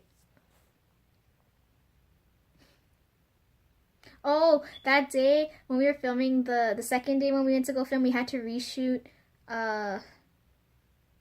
the one we cut the runnings. This running scene is like, let's say it's like 10 seconds long. We're gonna cut like the last 2-3 seconds and do a new shot. So when we went back to film, Watch Guy said, he's like, oh my god, fucking continuity. He said when because he had to wear back the same clothes, he's like, I feel so gross. And then I don't know if he told anybody else, but he came up to me while we were filming, because director guy left me. I'm like, please don't leave me alone. Please. And then it's just me and Watch Guy. And I don't know why, he came up to me and he said, I forgot my watch. Why did he have to tell me that? I wasn't even looking. So when we're in the editing room, I didn't look again. I was like, fuck, what if he didn't, what if like he watches my videos and he purposely doesn't wear the watch anymore? I think he had the watch on though. But anyways, I don't know why he told me that. As I'm telling them that he does these strange things, right? Where the lab is, there's glass, right, to see who's in the lab, and we're sitting right where like everybody can see us. So, I'm telling them about all the strange things he's doing, and the girls talking and whatnot. And then right in the middle of my sentence, he comes and he presses up against the glass. And me, like, I was like what just happened? Because my back was toward the glass. Cute friend was kind of looking at the glass, and then director guy was looking at me, but he wasn't looking at the glass, right? He was looking at me and cute friend. And when he hit the glass, I thought like something knocked the glass. I was like, what the frick happened? And then cute friend, I grabbed her, and she's like, this is what you were saying. She's like, I'm like, yeah, he's proving my point. Like, see, he just did what I was talking about. And I was like, oh my god. Like, a normal person, because you have to get a key to, not a key, but like the thing to scan the door to get in the room. So instead of knocking on the door, since he didn't have the thing to get into the room, he pushed himself up on the glass. And when I turned, I was like, what? So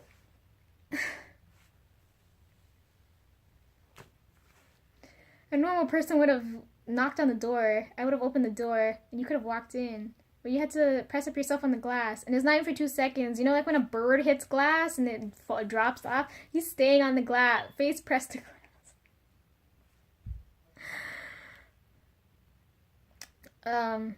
But yeah, he proved my point, and then the others are just like, okay, whatever, and they still think I'm crazy.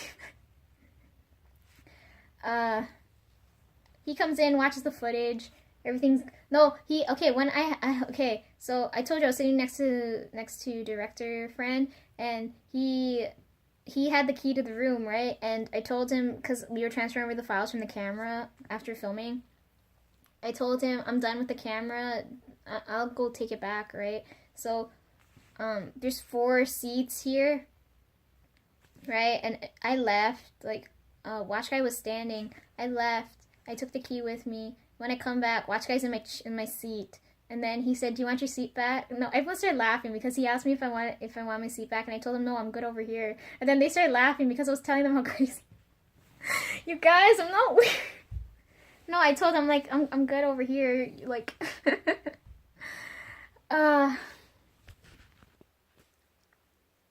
Then he fell asleep over there. I hope he had a peaceful sleep because we were over there laughing over his screen. That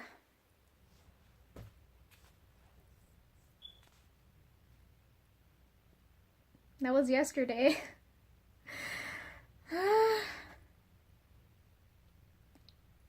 I'm smiling so much. That's how strange the situation was. I'm saving this feeling for a rainy day. Okay, moving on to law now. When I had to meet up with my law group, typical white guy never showed up, right? And I was so relaxed. I was like, okay, he's not there. Base guy wasn't there. I don't know what base guy's up to nowadays.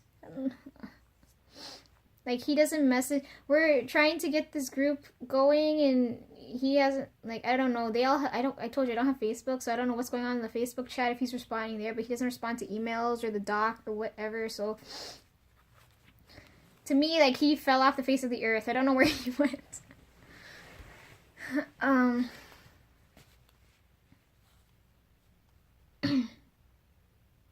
It was a last-minute meeting, too. We got work done, though. And then, the prof said he wants to meet us up at a Starbucks or a Tim Hortons or whatever. They all want to meet up at freaking coffee shops.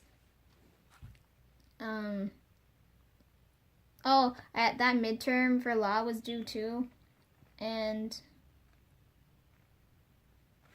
I swear some of the questions were trick questions. I had so much fun in the contempt section.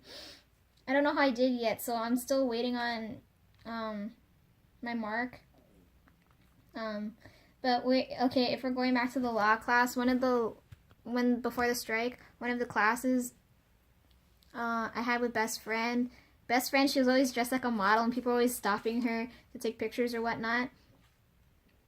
And I told her, I'm like, I don't understand why you're going into journalism. Like, she's made for TV, but I mean, like, she could be like a fashion designer or a fashion consultant, or I don't know, she doesn't have that business vibe. Like, she's a people person. Like, I don't know, she's so pretty.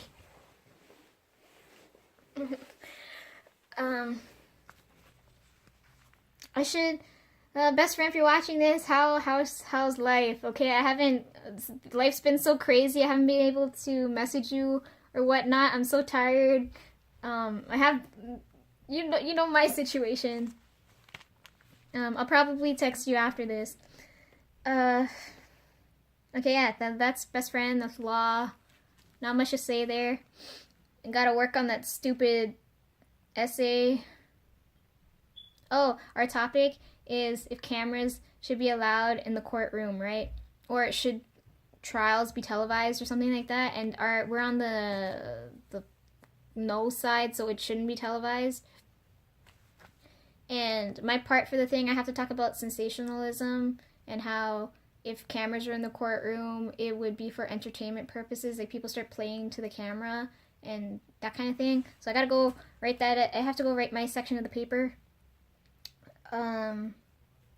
Okay, then we'll move on to coding now.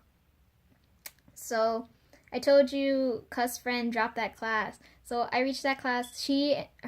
Me, and director guy are always at school, like, early, right? But I don't have that class with him. So I used to have that class with her, but since she dropped it, I'm like, I have no one to talk to. I'm here. I'm bored. I'm uncomfortable. So I still have my headphones in. I'm listening to music, and I didn't realize the guy who sits, I don't know what to call him. Oh, well, I have a nickname for him now. So that guy, I didn't realize, he walked, I didn't realize when he was walking, he was waving at me because I couldn't hear him, right? Or he was saying something. He was waving at me, and he waves. So I was like, okay, that's like that's a sign that we're gonna start talking now, right? So it's him, me, maybe two, three other people, and he comes in with a lot of luggage because usually he comes in. I call it luggage. He usually comes with his bag and his lunch bag because he's always eating. Every time I see him, I turn around, he's eating an apple, and I was like, oh, can you eat apples? I hate apples. But he's always eating apples. He said he's always hungry. Like all these people, always hungry. And he came in with more stuff than usual, and I was like, I know what he's carrying. What he had with him, I told you I watched his videos, and in those videos he did a lot of like covers, and he has a guitar. So when he was coming in, I was like, he's carrying his guitar. I get to see it in person for like the first time. Right? Like to me it's so magical. It's like I've seen it in video and now I'm seeing it in real life. Like, oh, you fans are probably jealous, aren't you? You jealous? Yeah, he came in with his guitar. Oh, before he came with his guitar, I saw him like, I don't remember how long before, when, but like I saw him before, and I remember like my friend peeked in the room, and then I peeked in the room, and then I saw he was there, and he's so friendly. Anyways, he brought his guitar. We were talking about coding. We were talking about classes. We were talking about how life sucks. I don't know. I talked so much with this guy. And he was telling me how, because I was like, why did he bring his guitar, right? Because the university side of the, they don't have anything musical related.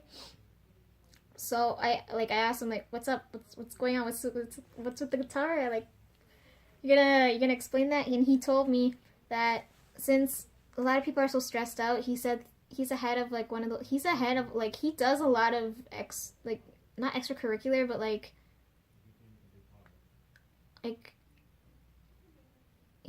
for me, like he does a lot of leadership roles where he's like leading certain groups. So in this case, he was telling me how he's like the head of like this music group at school that like play like I don't remember. He told me everything and I don't remember. I'm sorry.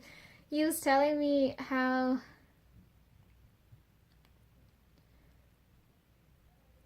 the girl that sits beside him, I don't know if she runs it with him, but they have that club together.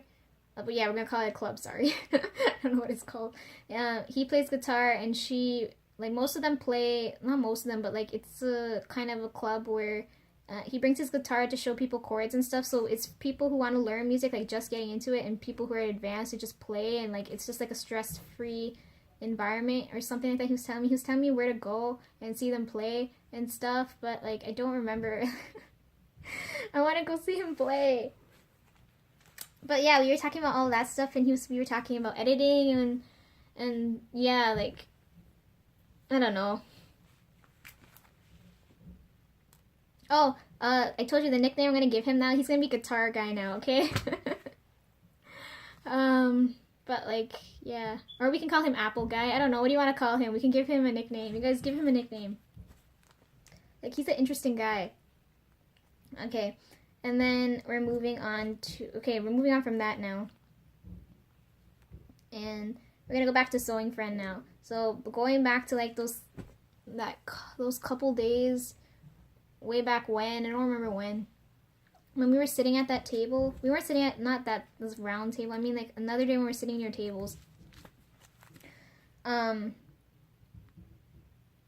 Everybody, like, I told you those girls go for coffee runs, and then my other friend, I don't know what they were doing, but it was just me and Sewing Friend left alone, and that never happens. And she's still talking about the trip. She's like, she couldn't get over the trip, and we were talking about coding, and we were talking about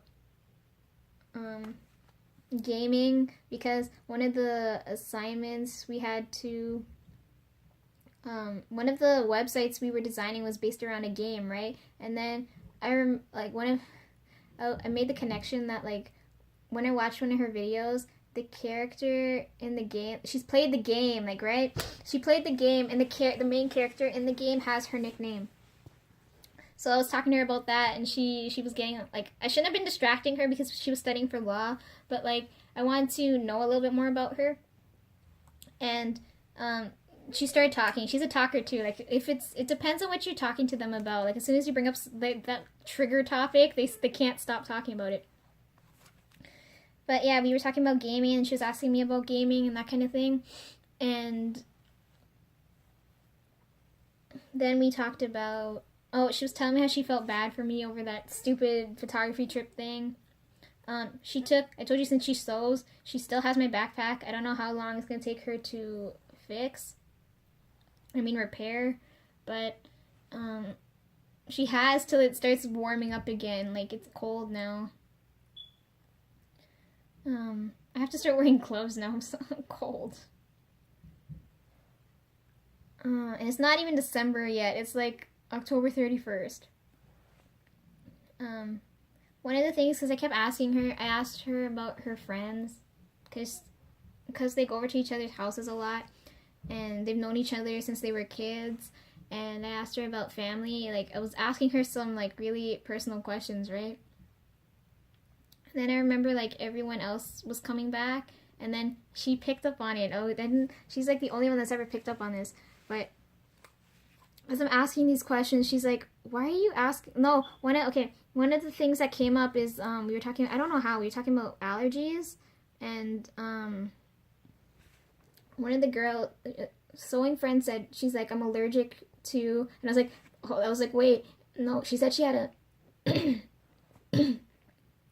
she said, my voice, what the, I can't talk.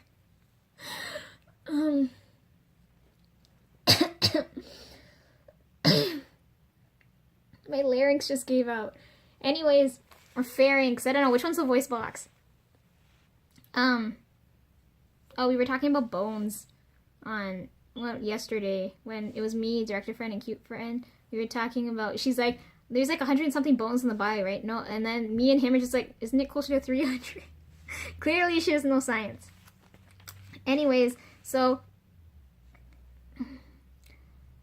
sewing friend said, I have an allergy.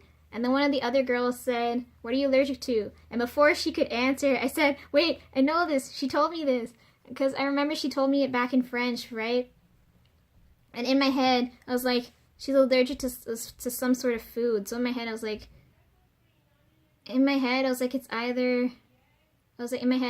it's either avocado or pineapple. Avocado was the first thing that came into my head. I was like, avocado or pineapple. I was like, it's one of those two. I just don't remember which. And then she turned to me. She's like, yeah, Felicia, what am I allergic to? And then, because I wasn't confident in my answer, I just told her, like, I don't remember, but I know you told me this before. And then she said, I'm allergic to avocado. And I was like, I fucking knew it, but she wouldn't, right? No one's gonna believe me after I say it like that. I shouldn't have been so scared. I should have told her what I was thinking. But, they kept asking questions like that, and I kept telling them, like, I knew the answers, which I'm an idiot, but, like, sewing friend realized what was going on, and she's the only one that's ever knows, but she's like, why, she's like, you're asking me a lot of personal questions, like, what are you doing? Why are you collecting so much data on me? Where's it going? What are you doing? And then the other girls, like, after she said that, they're like, she asked us the same questions too, what's going on? And then they're like, yeah, where's this data going? And I was like, I didn't know how to respond. I just told her it's not going anywhere. I just wanted to know more about them. I wanted to know more about their situation, right? Because knowing that information lets me know how to treat them. So, I don't know. Like, they're taking it like I'm stalking them, or like, I don't know. Maybe she watches my videos too, and then she's I don't know. But,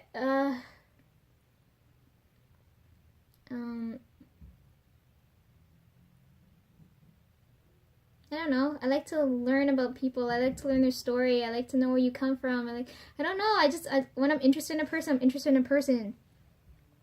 Oh, this is where we're gonna get back. Okay, so after I asked her all of that stuff, I noticed since the strike started, she posted a new video, and it's all about her friends. And I was like, I admire her her admiration and her deep love for her friends. I was like, I wish I could like feel that. Like I don't know what it's like to experience something like that. I don't know, like for me, like when they tell me certain things like that, it depends, like it's like my respect meter, how much I should respect you, like how I'm viewing you. I'm not using the information for anything. I'm not crazy. I noticed too, because she likes to learn a lot of languages. I think I talked about that in the last one. Yeah, so if we move from her, I'm so uncomfortable. If we move from her and cycle back to director friend, I started asking him the same questions, but he never caught on. Guys are so dense. He never caught on, and he just kept talking and talking. And it was getting more, as he was talking, it's getting more and more interesting. I was like, wow, okay. I found out he's a middle child, and most of my friends are either the youngest or they're the middle child. So like after he told me he was a middle child, I thought I have such bad memory. Everybody tells me things I can't remember, but I thought cute friend was also a middle child. So when she showed up, I was like, I found out he's a middle child, and she's like, I'm not a middle child, I'm the youngest, and I was like, oh shit. I don't know, but that made me happy. I was like, oh, he's not the eldest. I was like, I kind of knew that. I was like, to me, because I asked him, I'm like, are you an only kid? And he told me, no, I have family. Oh, one of the things he told me, he said he doesn't get along well with his older sibling. And when he told me that, I'm like, I hear that a lot. So I want to ask you guys, this is my question toward you guys. If there's a huge age gap, or not a huge age gap, but let's say like 5+ years more between the eldest child and then the other kids, so like middle child, youngest child, whatever, if there's an age gap that 5 years or more, do you guys get along? Like that's what I want to know, because he said he doesn't get along with his older sibling, and then I get that a lot from other people too. They like, because of the age gap, they said they don't get along with the, I don't know how it works.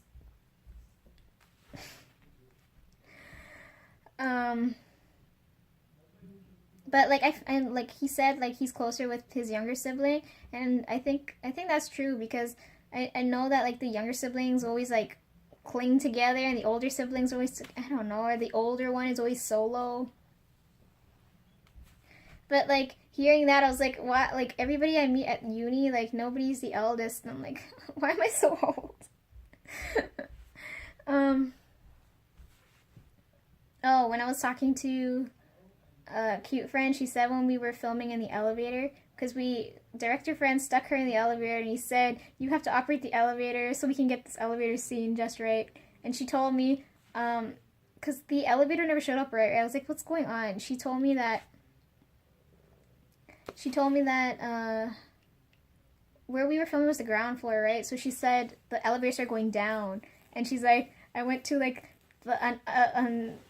she's like, I went to the underneath of the school. She's like, I went into the basement. She's like, I went to like a forbidden area. She said she was so scared. She's like, I went to the basement, and it was such a new experience, and I feel traumatized. She was telling me how like she doesn't have any camera experience, and how like everything we're doing right now is so new to her. And like after she's telling me that, I'm like, I'm seeing her more and more young, right? Like, I don't know. She's so cute. Anyways, where was I going? Oh yeah, so I'm talking to, yeah, that was my question. So if you're the older sibling, do you get along with the other kids? And if you're like the middle kid or like the youngest, do you get along with the older sibling? Because for me, like, am I like the only exception? Because I feel like I get along really well with everyone else, but like I know the middle kids always get along way better together.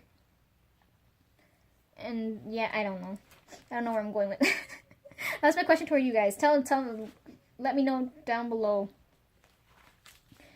Yeah, so as I'm asking him these questions, he never picked up on it, and then cute friend came, and then we were talking about how, um, I told you we were talking about bones, so I don't know where, at what point in the conversation where we got to that, but we were talking about, like, oh, I was asking him about camera experience, right, how he knows all that stuff, and he told me he's been working with camera stuff since he was 8, and also I'm so jealous, like, he was working with camera stuff since he was 8, and he said, to get the most experience out of working with the stuff, you gotta make sure you can get it for free. And I was like, that's true. It's like equipment is so expensive. And he was telling me one story where, because I was asking him like, since he films a lot, I'm like, if he's done anything like exciting, scary, interesting, like any like thing that really stuck out. I can't talk. And he told me, he's like, I've been to the hospital. And I was like, why did you go to the hospital? And he said, because I got stabbed by a guy. And I was like, oh yeah, you told me that story. I was like, I don't remember that. And he said, as he was talking about that, cute friend came up and she's like, why are we talking about hospitals? And I was saying, he was telling me how he got stabbed with a piece of glass and he went to the hospital and he had like foot problem. That, remember, like I told you that couple days when I saw him in class, he looked scary. He was telling me how like at that time he like hurt his leg. He fell down the stairs and hurt his foot. And his stupid logic, he, instead of going to the doctor to get it checked the first day he like hurt his foot, he's like, fuck it can fix itself. And then he ended up getting like internal bleeding or something in his foot. Which foot was it? It was his left foot. I remember it was his left foot. And he told me he was in so much pain that day. That's why he ran out of the room so fast, because his foot was internally bleeding. And I was like, the fuck is wrong with you? That's why he looked so scary. That was his pain face. I was like, oh, well, you need a better trigger so I can understand that faster. Like, you need to let people know you're in pain. Anyways, we're talking about the whole hospital thing, and we were talking about hospitals and all that stuff. And I don't know if cute friend didn't believe him or not. I just love looking at her reaction. I don't know if she believed him or not. But all of a sudden, like, he's wearing a sweater, right? So he starts going like this, and he's like showing us his shoulder. He's like, this is where I got stabbed, and like there's a mark there. And I was like, damn. And he said, the best part is he's playing it off like it didn't hurt, right? He said he was drunk out of his mind, or he went to like this club. He went to this amazing club, and then he said the club's in a basement. And then my friend, that was her like trigger word now. And she's like, what kind of club is really amazing in a basement or whatnot? I don't know. He told us the name of the club. I can't remember. But he said he was pissing drunk, so like he couldn't. He was shit-faced, and he was with a friend, and some guy stabbed him with a piece of glass that he broke and found or whatnot. So he said since he was drunk out of his mind, he didn't feel anything. But I'm like, that thing looks so deep and thick, and like it left a mark. Like, that's not gonna go away. So after he showed us that, I was like, my cute friend said, she's like, you don't look like that type of guy. And I was like, to me, like, after talking to him, I'm like, I know he's that type of guy, but I'm like, he's so friggin' reckless. He's so stupid. He said his foot's getting better, though. And, yeah, I don't know. I saw proof. I don't know. A mark. It's on his right shoulder. It's on this shoulder. And it's like...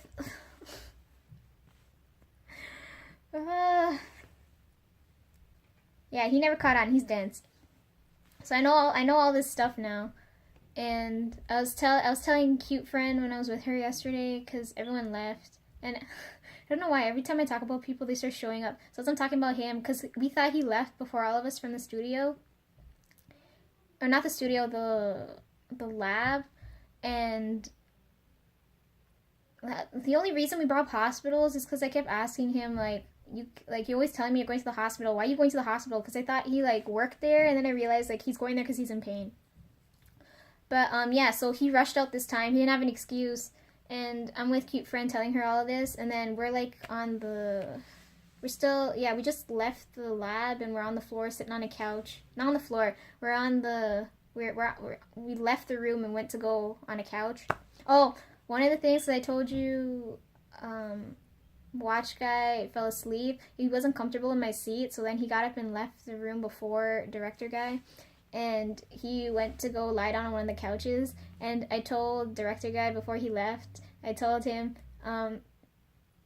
if you, since you're leaving, come back. If you see watch guy sprawled out somewhere, make sure you come back and let us know, okay? Just prove my point that he's crazy, okay? I'm telling you right now, he's gonna sprawl out somewhere and look like he's sleeping in a very inappropriate position. I'm telling him that right now. And he said, sure, okay, whatever. He left, and then like 2 seconds later he comes back. I didn't expect him to come back so fast, and he was telling me how, like, oh my god, this man sprawled out. And I was like, I knew it. I told you. He, like, I'm getting better. I'll get better. I'll get good enough to read him soon. So, yeah, we thought he left, right? So after he came back to tell us, he left, and it's just us girls. So I'm with cute friend telling her all of this, and just as I'm about, like, because I was telling her the part with, like, typical white guy, dancer girl, like, how my perception of her is, and I was telling her about director guy, and then we're sitting on this couch. Oh, we looked to see if we could see watch guy, but he disappeared, right? I guess director guy's face must have given him more than enough response on what was going on. Yeah, so I'm talking to cute friend, and we see director guy coming down the stairs, and I guess he could hear us, or I don't know how echoey the place is, but he heard us and he turned back, and I started waving. I was like, we're up here and we're talking shit over you. We're not talking shit, we're just like, I thought he would come up and start talking to us, but I guess I thought he was in a rush, because when he leaves he always, like, goes everywhere. Because when he left us the second day to go film, he left us filming, because I told you he's giving me directions, so we were like on the last scene of the day, or last shot of the day. He left, and he's like, I'm filming. He got up, I don't know how he functions, okay? He's got a lot of energy, because he gets up, like, 6 maybe in the morning, 7. He gets up early.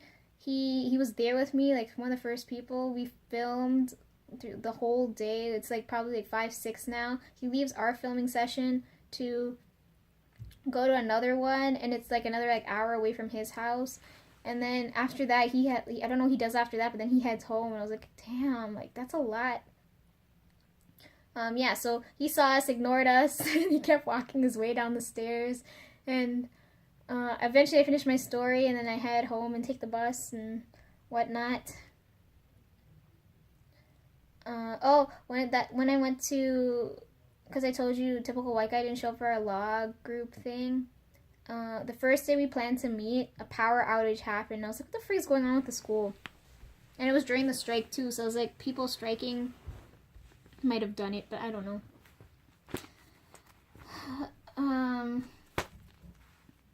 Oh, and then when I went to go catch the bus, and I was in the bus stop, because I told him about the honking thing.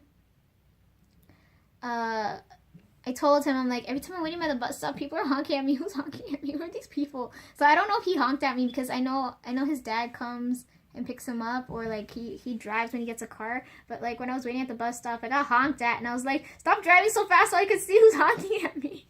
So I don't know if it was him, because like by the time, I don't know if he left same time as me or before me or what the hell. Like, I don't know, I got honked at, and I didn't appreciate it.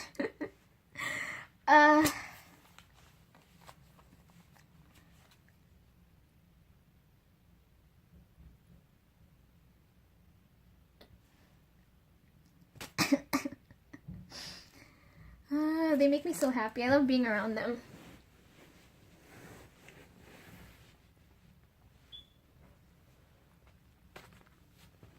At least I know he doesn't have any like terrible medical conditions. Like that cute friend, she's like, I didn't picture him as being this kind of guy. And I was like, and then she was telling me how like he's so like compared to most of the guys we meet in our program, she's like, he's one of the nicest guys. I was like, I know.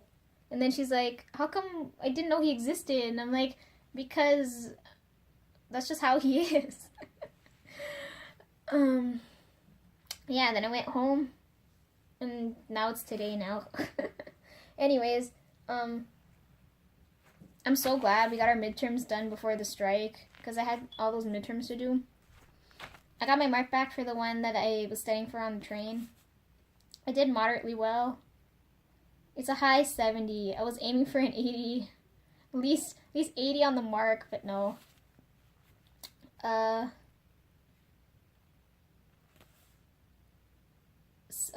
According to the school board, like, we didn't have classes, right? That's why we were filming at school. But according to the school board now, like, classes have commenced online now. And I was supposed to have my first online class yesterday, but the law teacher is a prick, and yeah, no law class yesterday, but I still have to work on law stuff. If we go back to my first film assignment for videography, I told you I felt bad that day, having my brother, my other brother, my brother's friend, like, everybody helping me out. I told you, like, I hate being in situations like that, because I always feel like people are bailing my ass out from, like, all that kind of thing, I hate saying that. That's like my key catchphrase now. I keep saying I forgot to mention. One of the things I keep forgetting to say, okay, with, I think I lost my train of thought now, fuck. Camera just cut. Anyways, what was I gonna say? Can't remember. I was talking about people bailing my ass out. That's what I was talking about. Like, because I don't know. Oh, I remember. Okay,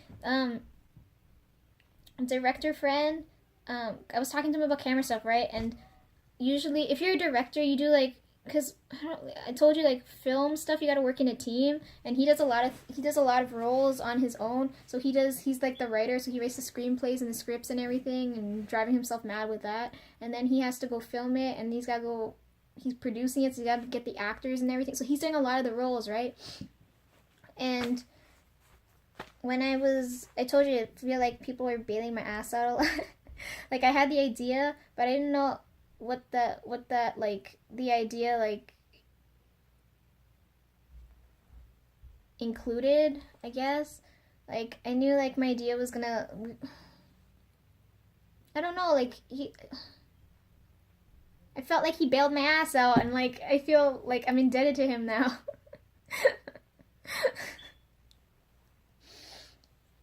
Anyways, I think I talked about my classes. That's all about school. Now I'll move on into everything non-school related. That's school. School, I'm so happy with school right now. Oh, when we were testing the lights, you're supposed to say, when we were in the studio, because when you turn the lights on, you're supposed to say sparking, so people know lights are gonna go on. But my cute friend, she accidentally turned the lights on too quickly, and I nearly went blind. I was like, what the hell's going on? And and then director friend, he told me, because to adjust the lights, our actors weren't there yet, to adjust the lights, you need someone sitting in the chair to adjust the lighting on their face. And he told me sit in the chair, and I'm like, but I'm gonna go blind. I don't want to look at the lights.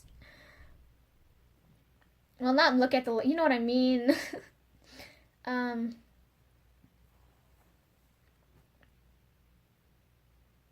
Yeah, so sitting there, these lights heat up. Remember I told you they blew on the 13th? So, these lights are heating up, and he's adjusting the lights. And yeah, I had to be that designated person in that chair. And he had to adjust everything. So, like, I didn't get to see what he was doing, right? I wanted someone else to be in the chair so I could figure out what's going on. Okay, moving on from school now. I think I'm done with school. This is such an awkward angle. My arm's getting tired. We passed 2 hours, guys. Anyways, now to school, non-related school stuff, I guess. Remember I told you I was going to go to the study abroad session? Well, since the school's striking and whatnot, everything's like not postponed, but like on hold, and like, I don't know, like, I don't know how money's working this year, but since like that whole thing's going on, like, I didn't get to go to the info session, and then don't, like, I told you, like, it was most likely I wasn't going to be able to go, and I missed the info session. It doesn't make any sense even if I did go, because if I paid my money, like, I don't know what happened to the money now. I don't know if people are going to be able to go now.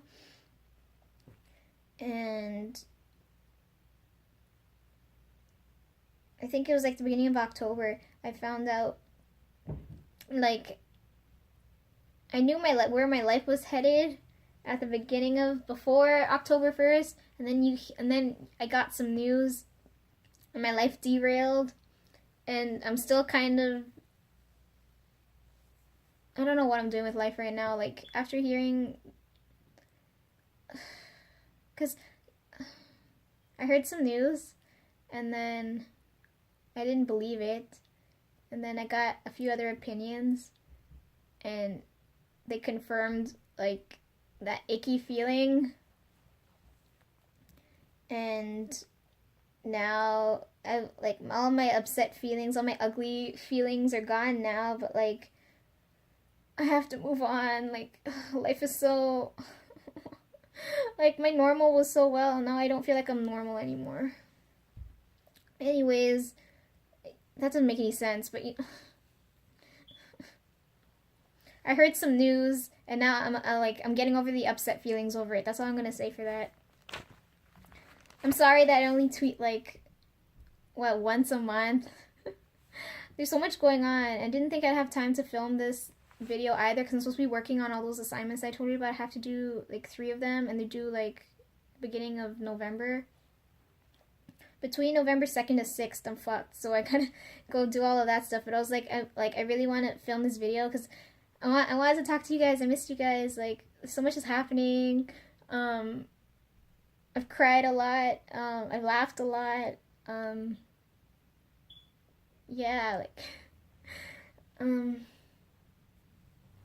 oh, I feel so, I don't know, like, since the strike's going on, I don't know how to feel for the international students. Can you imagine you're coming from another country to come study here, and school is all fucked up right now? Oh,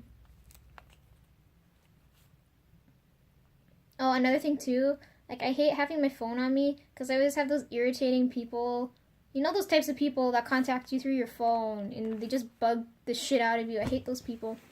The people that want to communicate with me don't have the time to, or they can't. And then people I don't give a shit for messaging me every 2 seconds. Again, I sound like I'm so far up my own ass, but, like, these people, like, like, okay, so here's an example. Okay, like, this is really stupid. So I was telling one of the girls that, like, before, because I told you we're struggling to find actors, I was telling her that maybe Best Friend and her boyfriend would act for us, and then she messaged me and she said, okay, but can you tell me if the guy is okay with filming? And I was like, what the fuck did I just say? I said I asked my friend, and she's gonna ask her boyfriend, because I don't know the boyfriend, right? And I was like, are you stupid? I was like, what the fuck? Like, they're sending me some stupid things. I'm like, isn't that kind of a given that, like, it would be, that she would ask him? I said, my friend and her boyfriend, and, oh my fucking god, never mind. It's just some stupid shit like that. When I told Best Friend, she couldn't stop laughing, and it was like, why are you laughing? You're making me more mad. Oh, I felt so bad, because I was telling Best Friend at the beginning, before we started filming and everything, how terribly I felt with this group. I'm like, I don't even know if we're gonna get work done, if this group's functioning, how it's gonna go, and now I feel bad for having terrible thoughts and feelings over them. And, yeah, I'm repenting my feelings, I'm sorry. I'm so sorry. Best Friend, stop laughing at me, it's not funny. I hope you're doing well. Let me know if you're still with your boyfriend.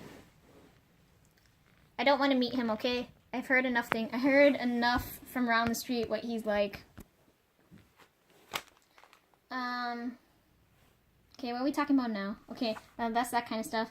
And then, remember I talked about my friend from Ottawa and her mother who's blind? Well, after I talked back to my friend, and she said,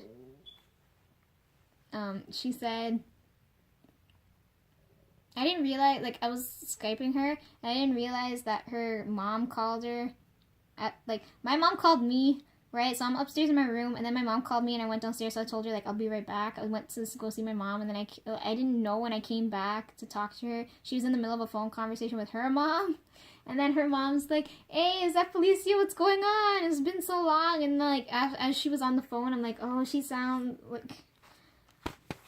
Okay, so before I went BRB, right, I was talking to my friend, we were talking about guys, and when her mom heard me, the first thing she asked, not the first thing, but, like, one of the first things she asked was, she asked me if I had a boyfriend yet, and I was like, out of all things you could have asked me, why? And I told her we were just talking about this, and then she's like, well, I wasn't there, talk back and tell me, like, I don't know, like, this lady's not crazy, but, like, lovable, like, I'm like, I just had my fill of, like, explaining this to my friend, and I gotta go back and explain to her, and she said, don't focus on guys, focus on school, and I was like, I would focus on school if school wasn't on strike right now.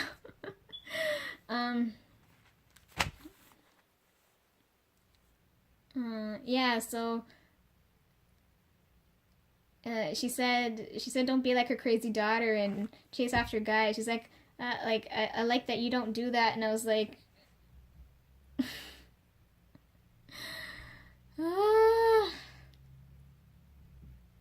she thinks I'm gonna be forever alone.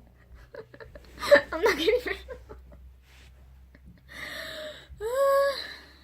because I'm so picky, right? I psychoanalyze everything, and I'm hella picky. I can't tolerate stupid guys. Like, okay, if I don't know, like, I need to have an intellectual conversation with a person. He's at least got to be older than me. I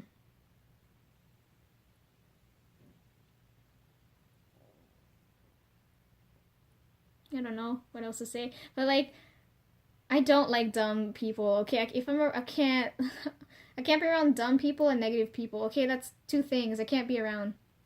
Oh, I forgot to mention, when I was with the cute friend, I told you with the handshake with, a watch guy, his hand was cold. Well, when I was with her, another guy showed up, and this guy had some sweaty hands. I was like, oh my.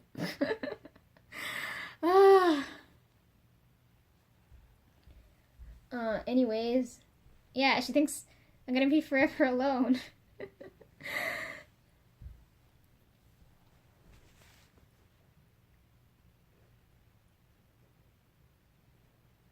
The room went quiet, sorry. Yeah, I can't be around stupid people or negative people, okay? Those two things drive me mental. And, yeah, I don't know what else to say. Like, that's it. That, like, at least, as long as you're positive, like, I'm comfortable around you, and, what was... You know what I mean? Like, I need to be comfortable around... If you're gonna... why am I going on about this? Move on. When I was with my mom, I keep fighting with my parents. Anyways, I fell asleep on my brother's bed. Oh, remember, the point of me bringing up the whole thing about sleeping on my brother's bed and not feeling ashamed is because the only way me and my parents and all of us bond is we always, like, sleep on those beds. But anyways, Mom was cooking, and I came home. I don't remember what day I came home. I was tired as fuck, and then I just passed out on my brother's bed again, so no one's home. It's just me and Mom. And when I did come to... She was still in the chair, but now she's talking to someone on the phone. I was like, who the heck is she talking to? And then I realized she was talking to my aunt. And I love when she talks to my aunt because they don't get to talk often. But, like, when they do talk, it's... I don't know. I just like listening in on their conversation. Or, like... I don't know. My mom just gets... My mom's more... relieved, relaxed, I don't know what to say, but she's more like herself, where she can, like, tell somebody what's going on, and not have them judge you, even though my aunt loves to judge. But yeah, she was talking to them, and one of the things she brought up, because that aunt, the weird reason I'm bringing her up is because this aunt, her kids, like my cousins, they're the closest cousins to me, even though they live so far away. So when they were on the phone, I was telling mom, I was like mouthing to mom, I was like, Mom, ask her where my cousin's going, because he said he'd be going to school near us, but then I don't know what was going on, because I thought he was going into biomed or whatever, because he really like medical. He's a math guy. He likes math and he likes science. So it's like biomed, perfect for him, but like he's scarring for life now. At least that's what my aunt said. She said he's gonna change his field altogether. I don't know what he's doing, but like he doesn't go there anymore. And then she was talking to me about his sister. And his sister, she started uni this year, and we didn't know. And she goes all the way to... Where'd she go? She goes all the way to school in Hamilton, and I was like... And I don't know what she's doing, but I know, like, oh, she started school for the first time, and I feel like after she was talking about them, and then her sister, because there's 3 of them, so the littlest one, her birthday passed the other day. My brother's birthday was the other day too, because my brother's birthday's on the 23rd, and then her birthday's on the 24th, so they're like back to back. Our birthdays are like that. So like my brother 23rd, my cousins 24th, my dad and my aunt, my other aunt, their birthdays on the same day. My 2 grandmothers, their birthdays are on the same day. My mom and my brother here, their birthdays are one after the next. It's always like that. Anyways, yeah, so when she was talking about my cousins, I'm like, I feel so disconnected from them. Like, I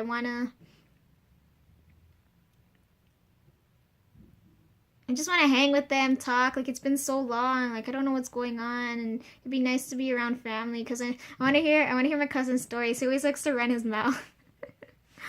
But like, not just him now. Like, I want to hear the other 2 talking now. I want to hear his sister talk, because like, I don't really... She's so pretty, like... Oh, I can't believe they're related. Like, he used to be cute, and now you look at him compared to her, and she's so gorgeous, and he's just like, where did he come from? I don't know. I want to be more connected with my cousins. I want to talk to them. They travel a lot too. I want to talk to my cousin about like relationship stuff, because like, I don't know what that's like, and I'm gonna tell him that like my friend's mother is sending me forever alone, and then he's probably gonna agree with her, and I don't know. I just want to talk to him. I was just like, I feel so. What else am I gonna talk about? Moving on. Cuz if you see me, reach out. Anyhow, I'm filming this video on the 31st, so it's October 31st. It's Halloween today, and I wanted to get a video up before now, so it would go up now. So if this video is probably gonna go up to like November. But yeah, I'm giving you guys the heads up. But I was like, if I did a video beforehand, I wanted to do like, how I don't know about you guys, but like before I started like posting. I love this time. Like, Halloween's like my favorite time of year, and I'd always get so excited when I'd see like YouTubers I watch post Halloween videos, like something scary, spooky, like that kind of thing, because that always makes me so happy. And I was hoping like maybe I could maybe one day, not this year, maybe like another year, I'll get to film a Halloween video, or like a month long of scary videos. Like, that'd be so much fun. So I'm sorry there's no Halloween video planned. You just have to be satisfied with this vlog and me recounting everything that happened. Oh, I was telling best friend that we have Wonderland near us, right? So I was telling her like, I've never been to Halloween Haunt. Can we go? Like, I want to go get scared and have a good time. And she's been everywhere. She's already been, and I can't go with her because she's babysitting today. And I want to go. I'll probably get to go in 2 years from now, like when I'm done school, because October is like the worst time. September, October is like the worst time for me. Because it's like right after midterms and like right when everything's due. And I can't go. It's not like dad's gonna drop me. Like, best friend can drive, she can drop me there, or like I could take the bus there, or like something. I just wanted that experience. But like, I plan to go a lot of places with her this year, or at least when in the new year, I'm gonna travel a lot. At least that's what I'm hoping. And then with that in mind, me going around different places and traveling and everything, I was telling best friend that I asked her, I was like, what's your opinion, what, like, her opinion on me getting Instagram? And she said, she said no. And I asked her why, and she said, the people on there are so vain. And I was like, I knew, like, in my head, like, I agreed with her. I was like, that's exactly the reason why I don't have Instagram right now. And then her next point was like, because I paused and I was laughing. I was like, that's so true, because I agreed with her. And then her next point is like, why bring that up? Why do you want Instagram all of a sudden? And she's like, you better not be posting selfies of yourself on there all the time. And I told her I'm not gonna use it that way. And then she said, what way are you gonna use it? And I told her, exactly. I'm gonna use it the non-conventional way. So instead of like, because she's right, most of the people on there are vain, and like people are nosy, so I don't blame them for being vain. So they're like, you have people watching other people how they look. I guess it's more aesthetically pleasing. But I was telling best friend, instead of posting pictures of myself, because I'm not camera shy, but like I don't want to be in front of a camera. I'm more behind the scenes.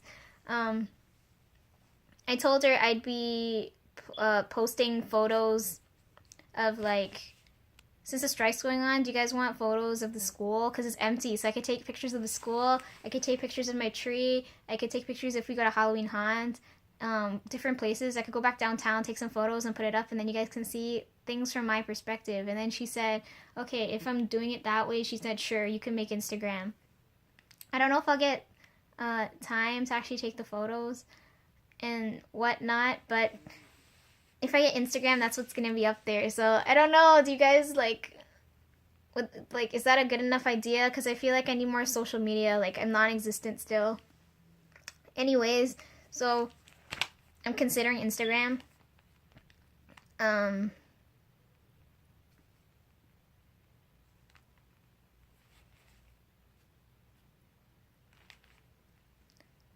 I was thinking, because I told you I can't use my camera right now because with this photography class, the settings are set in a certain way. I hope in the new year I can get a new camera. It costs like $1,000, but like I want a new one, and I can set it the way I want, and I don't have to wait on it or whatnot. It'll have the flip screen, right? And I already have my I'm just gonna get the camera, and it's gonna come with all the equipment and everything. I hope in the new year, like that. I'm not gonna get the camera for Christmas, but I know in the new year I can get it when I get my money. So new camera's coming. I hope. I'll say that now, but I don't know if it's coming. Oh, I forgot about diss track season. Diss track season's like hella over now. And since I've been doing all that stuff, I totally forgot about it. So that's great, because now when I go back to it now, I'm gonna get a fresh perspective on it. It'll be faster to edit. But I don't know if I want to put up the videos now anymore, because I'm like, I remember I told you plans change. I heard certain news, and then I don't know, like, it's not timely anymore. Like, it doesn't make any sense. Like, should I still do it? But I love diss track so much. I don't know. Should I still post it? Is it worth posting? Am I wasting my time? Like, because right now I have all of them there, and I'm tempted to hit the delete button on all 10 of them.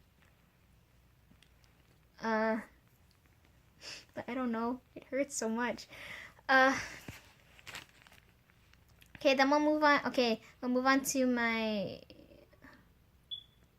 I don't know if I've given this friend a nickname. This is another friend, okay? She went to study abroad. She went on study abroad, and one of the place she went to, she picked this place specifically because her boyfriend's from there, right? They're in a long distance relationship. And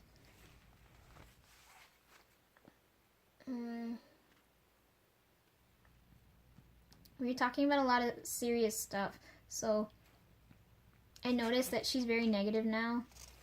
Or like, I don't know, she just, to me, she's growing bitter.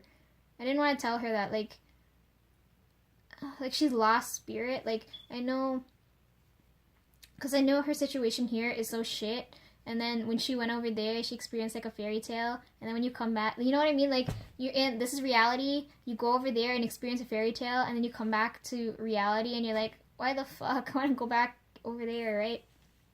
So she had such an amazing time with him, and she traveled all over Europe, and she said she felt like she belonged there. And then she told all her other friends, and all her other friends are telling her that, like, oh, she's just saying that because she's so into the guy. And then she said, like, because I told you, remember, she had to tell me some serious stuff. She said at one point she was considering breaking up with him because of what everyone was saying. And I was telling her, fuck them. Like, he's, like, this guy has, he's common sense. Like, I don't know, like, when she showed me, when I like talked to him, and I don't know, like, I feel like he's like perfect for my friend. Like, I don't know. Anyhow, what was I saying? Yeah, she had such a great time over there, and then when she comes here, everyone's yelling at her, telling her a bunch of crap, and she's like, I'm gonna find a way to go back there.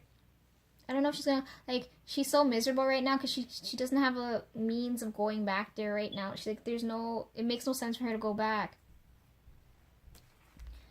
And I don't know, the relationship's suffering. I think she broke up with him or something, and they're both like upset right now. And I wish I could do what she did. I wish I could just up and leave shit reality, go have a nice time studying, meeting friends, traveling, taking pictures. She took so many photos, and she's showing me because she, after, like, at the end of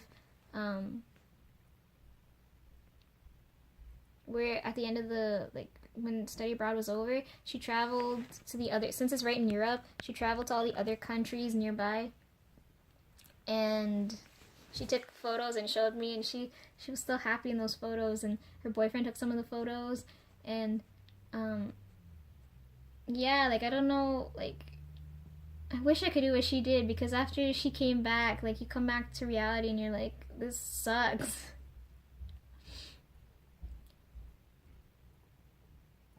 Like, she hates life. I don't know what to do. Like, I'm in a position where, like, I know she feels like trash and I can't do anything. And that makes me feel like trash because, like, I don't know. Life is trash. Oh yeah, one of the places she went to on that last week when she was going all over the place, she went to France, and she was right by the Eiffel Tower, and she bought Eiffel Tower keychains. She took a picture with the keychains in her hand. She bought a couple of them for the friends, right? So and some colored ones. So you have the regular gold, silver, metal kind of colors, like metal colors, and then you have the, like, different colors, like orange, green, blue, that kind of thing. So she had a bunch of them in her hand, holding the keychains, and you have the Eiffel Tower in the back. So she's like, look, I have my own. I have little mini Eiffel Towers in my hand with the actual Eiffel Tower in the back. And I was like, oh my god, that's so cute. And one of the towers she was holding in her hand was a specific color, right? She had one specific colored one. So when I went over to go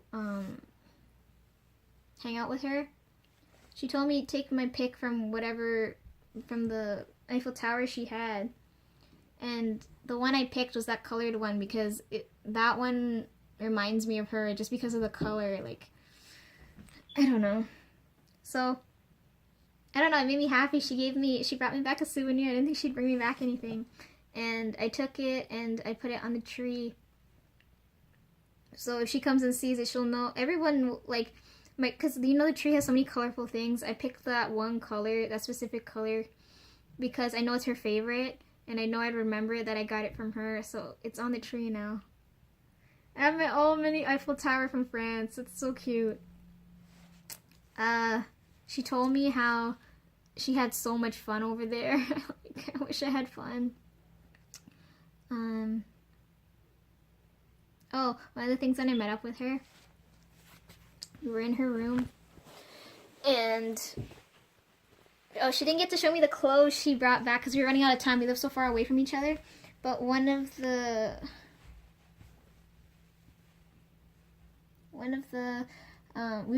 because she was showing me the pictures. I had my phone beside me because I know my mom's gonna be like, "Where you at?" And beside my phone, my mom, she used my nickname, and my friend, she's just, oh, we can call her Eiffel Tower friend. You want to call her that? But she didn't go to France though. I mean, like, that's not where she mainly went to. Oh, did you guys hear on the news that France is running out of, I can't say the word, the croissants, like, because there's a lack of butter? Like, damn! Anyways, so, yeah, we can call her Eiffel Tower friend if you want to. But, yeah, my phone's beside me. My mom was wearing, and my friend, she's nosy. She glanced over at my phone, and she's like, she said, "Who's Lisa?" And I was like, that's me. And she's like, "What? I've known you for so long, and I've never heard anyone call you that." I'm like, yeah, outside from where I'm usually with you, I go by a lot of nicknames. And then, that irritated her after that. Like, I don't know why she held on to that. She's just like, "I've known you for so long, I don't even have a nickname for you." She's like, I'm like, I don't know, like,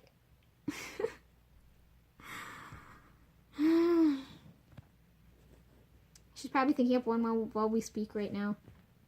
But, yeah, I go by a lot of nicknames. I'm known by a lot of names. Like, I'm known, like being my father's daughter. You're, like, so-and-so's kid. Lisa, Lise. Because my name's Felicia, right? I hate the people that pronounce my name Felicia. Like, that's such an English way of saying it. So I like the French way. You know, the EC is in there. It's Felicia. Oh, director friend doesn't say my name right. He says Felicia. So when he calls my name, I'm like, cringe. My God.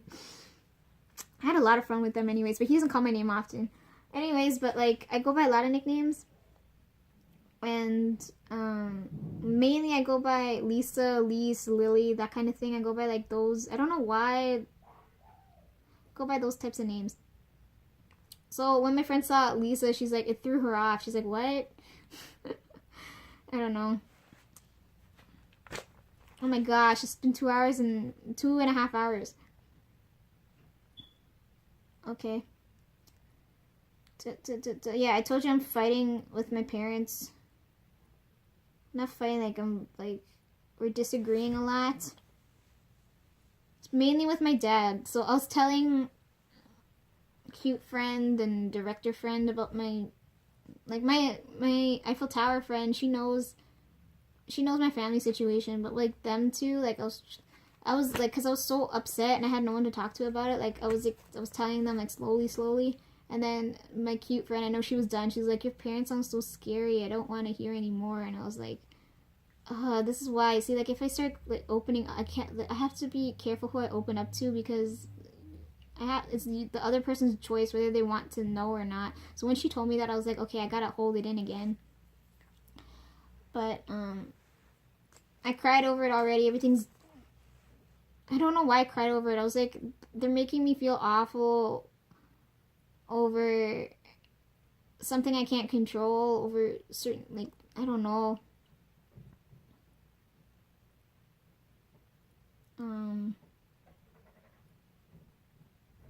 Like for me, like, I got angry at myself for crying over something that's not worth crying over. That's my point. Um,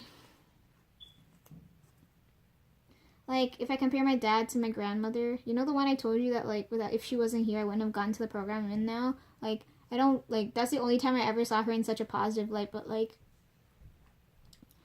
her and my dad, they never say things bluntly. They'll say one thing and I'll mean another.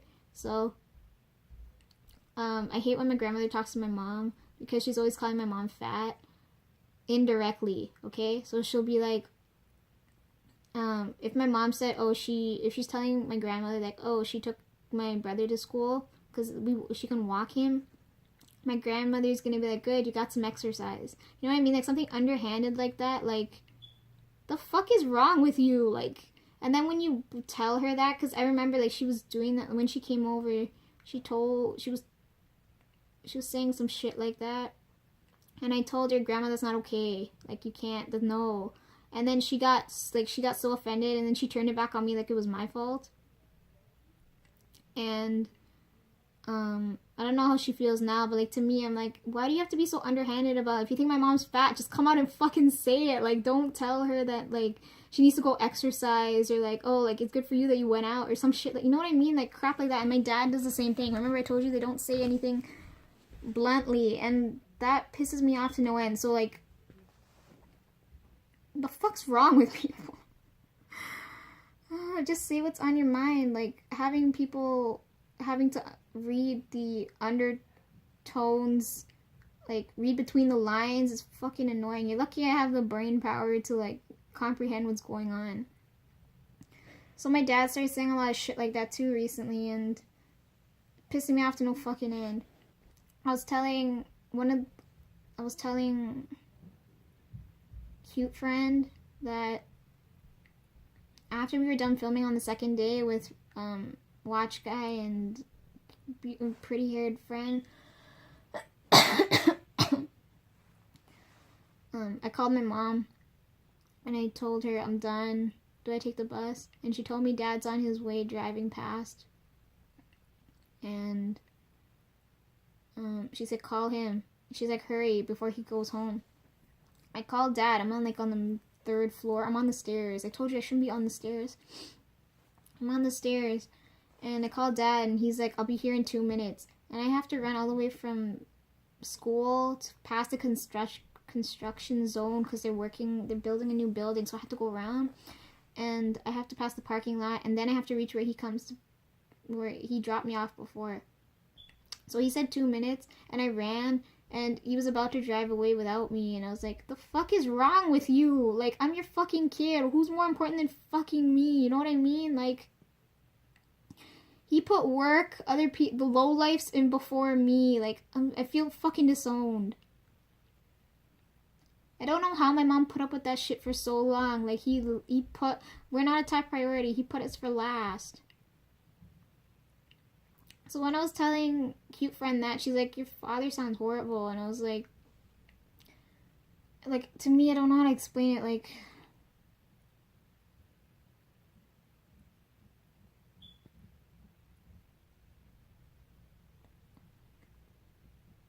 most of the days he's like that.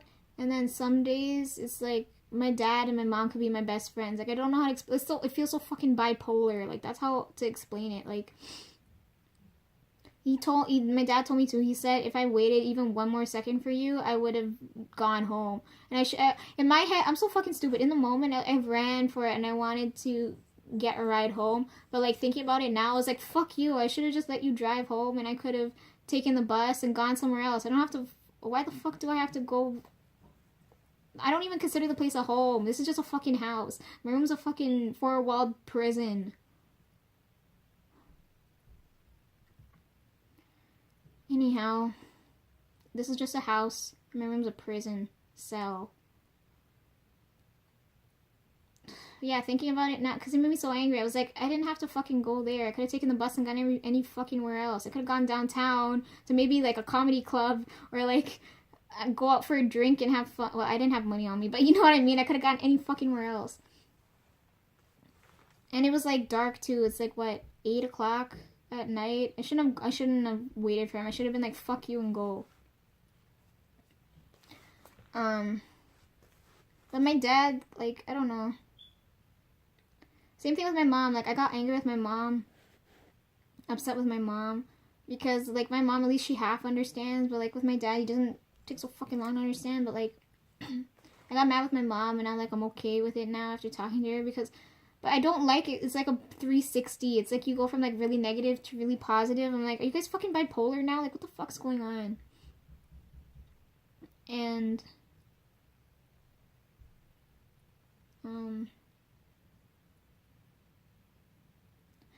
another thing, too, me, mom, and dad were in the car.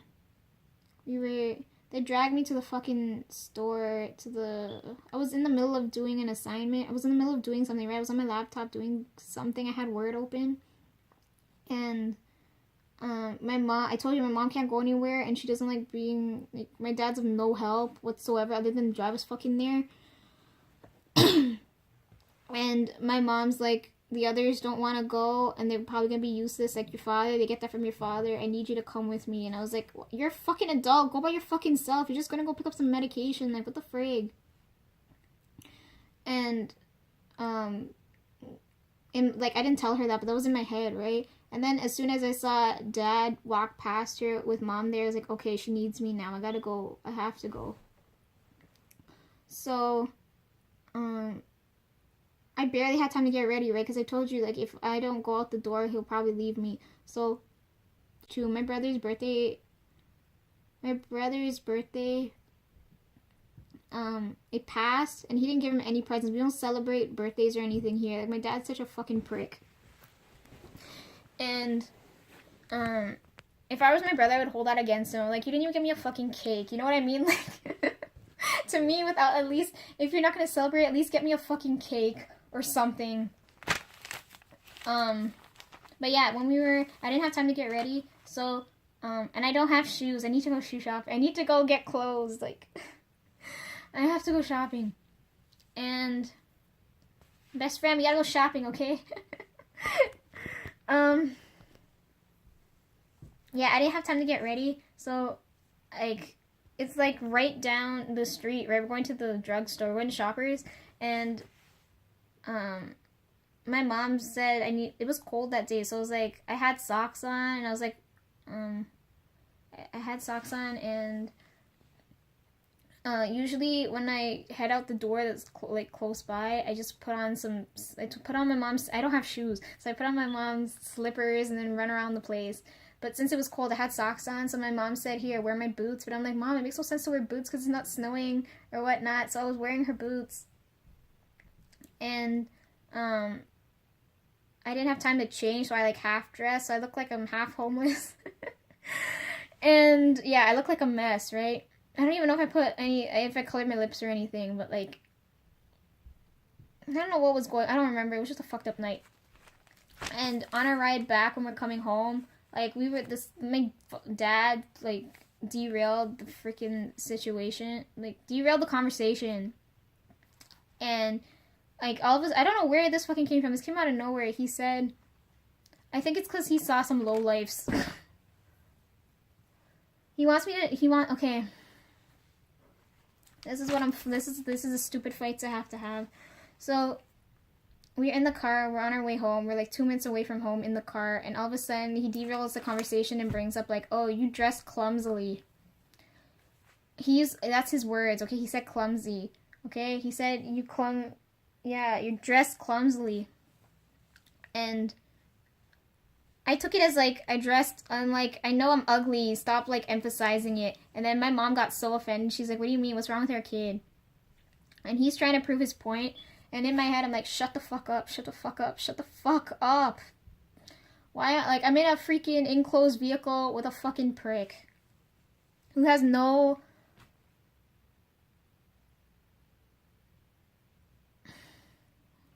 I don't even know the word, who has, like, no, like, consideration for my well-being, like, so, my mom's trying to defend me, but I know I was just, like, a mess, but, like, he said, what pissed me off the most, he said, is, like, all the time, you dress clumsy, and I was like, I'm sitting right behind you. I could easily strangle you while you're driving. I just don't want to kill my mother while we're in the fucking car. So he indirectly said I was ugly. He said I'm ugly. But this isn't the first time. This is the first time he said it. Like, this isn't the first time he's, like, implied it. You know what I mean? But, like, he said it here.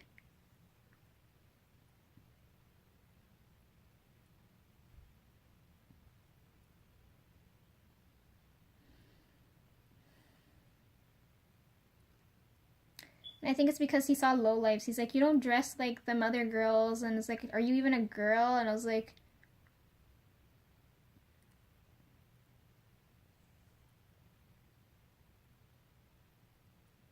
I'm so upset right now. Or not right now, but I'm so upset. Like, can you imagine, like, I come home from school in such a good mood, and then I come back to this shit shack, and then I start feeling like I 360, so now I feel like I'm going bipolar now, and I'm like hating myself so much.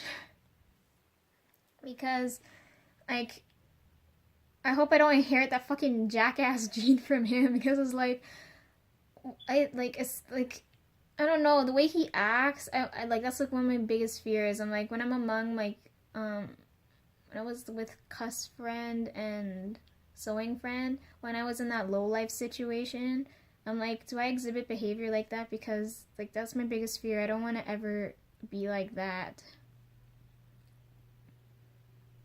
Yeah, so he's comparing me to low lives. He's like, why don't you, like,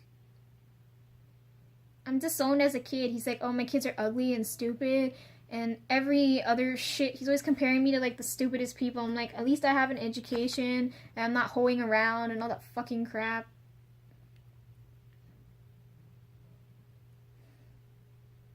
It's the same thing with his mother too. My grandmother on his side. I remember we went over for just for the sake of going over, because they say we never visit them, but I hate visiting them because I'm pretty sure they know I have allergies and they play it up so that they act like they don't know, and then they nearly try to kill me. And then, like, the food they serve is always gross as fuck, so I'm gonna get food poisoning anyways. So I hate going over there. I hate them. And that last time we went, though, wasn't so bad. But one of the things that really pissed me off is when I was sitting next to Mom because I was cold. Mom's like, I have to dress like a friggin' lowlife. I gotta dress to impress, okay? But I'm like, I don't care to impress them, right? I don't know why I have to do that. And so I'm wearing, like, these, like, it's cold in their house. It's cold, and I'm barely wearing clothes, and I was huddled up with Mom because I'm like, Mom, I need body warmth and I can't sit on Dad because this is his parents. They're gonna be like, how the fuck you training your kids? And so I'm like, I'm shivering and I'm like on Mom, and Grandma passes by and I'm covered from head to toe except for my hands and my face, right? And Grandma comes and looks at me and she's like, you don't have nail polish on your nails? And I was like, out of all fucking things she could have asked me, she's not like, oh, like, do you need a blanket, or like, do you need something, or like, she wasn't nice. She just like, your nails don't have no fucking color on them. I was like, what the fuck does that have to do with anything? Like, I know low lifes paint their nails every 2 fucking seconds, but like, I'm not one of them. And then my mom, like for me, because I was so preoccupied with being cold, and like I had shit food, so I was like out of my mind. My mom, I didn't understand why she was getting upset, right? Because it was like, to me, like, I'm so used to that stupid behavior that like it passed my mind, like passed over my head. And my mom got so offended. She's like, what the fuck? Oh. But like, like looking back, I was like, these people are so fucking materialistic and superficial and stupid and fucking low life behavior. Like, it's so fucking stupid. Like, what do I have to put up with? So just because I didn't have my nails painted, I didn't impress anybody. So yeah, I'm ugly. I'm ugly.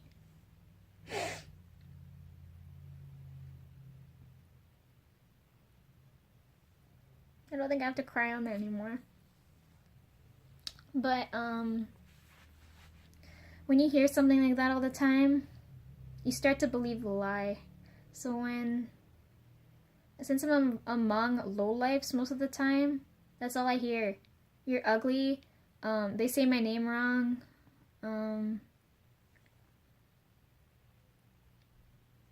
Like, I don't belong there. I don't feel like I fit in. And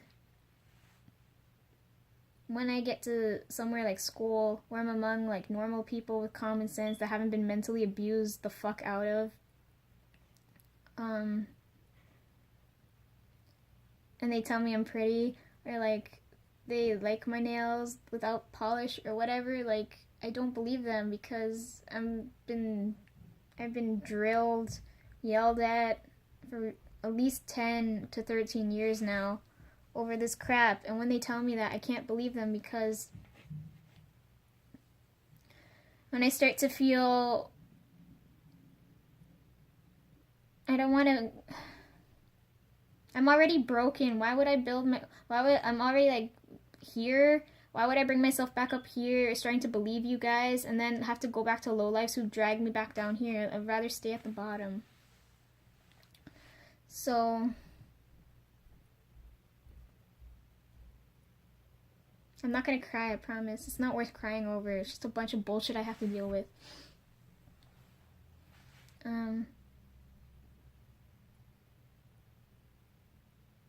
I'm not talking about, like, okay, I don't know why I'm focusing on the nails, but I'm not talking about people, like, who do nails professionally, or do their nails themselves, or I'm talking about, like, people, these low-life girls, they do their nails the ugliest colors, and they go to, like, the most expensive-ass places that do a shit job, you know what I mean? Like, those hoes. And they wear the skimpiest clothes. Why the fuck?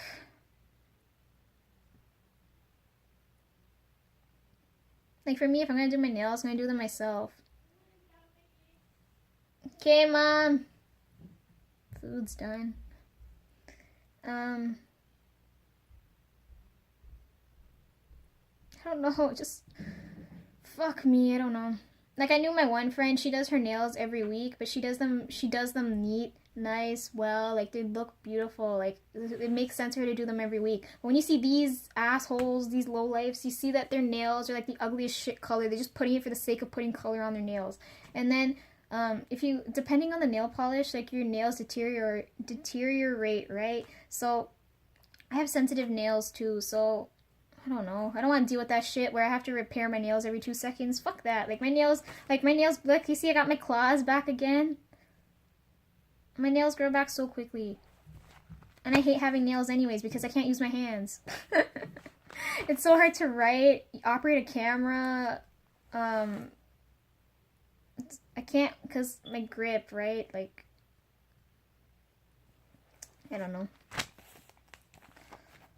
Yeah, so I'm going through a quarter life crisis right now because now I'm in a situation where I was telling Eiffel Tower friend that she's not comfortable at home, I'm not comfortable here. Let's move out together. Like, priority number 1, I need to move out. Let's get a place together. If we're gonna live, we can live together because we work. But we don't have enough money to move out, so my top priority is moving out. And I have to learn to drive, because once I learn to drive, I'm gonna get the fuck as far away from here as possible. Even though this is where I grew up, I have no happy memories here. I have to endure the same bullshit for years. And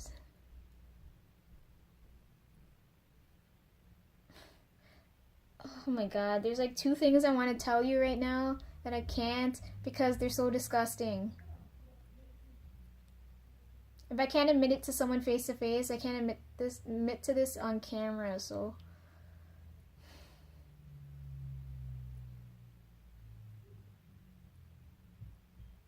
And I know my dad would make fun of me for it, like, my dad would make fun of me for both, like, I don't know, he just thinks I'm stupid, so I don't give a fuck. Where was I going? Yeah, so I'm going to top priority move out with my friend. I need to move out. I need to start making money. I need to move out. I need to drive and get the fuck out of far away from here as possible and make some like better memories. Like I need to trash all the crap from my brain.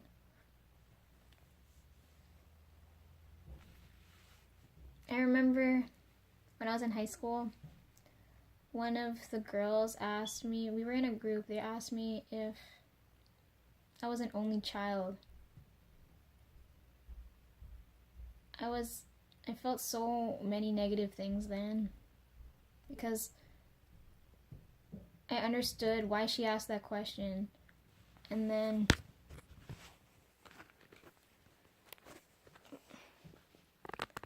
I understood where the question was coming from.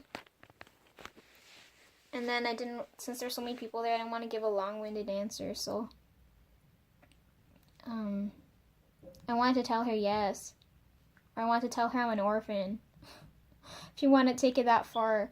But I never tell anybody how I'm honestly feeling, and that really, because I know they're not going to take it well. So I told her, no, I have a mom, a dad, and 3 younger brothers. When you have to keep up with the lie, my God. I told you, my family's not, they're broken, so my dad's a workaholic. He basically disowned me, and I'm like, in my head, like, I'm not angry anymore. I'm like, keep treating me like dirt, because when you get old and you need assistance, I'm gonna treat you like dirt then, okay? Payback's a bitch, and it's coming for you. I'm gonna stick him in a home. I'm inheriting everything, too. What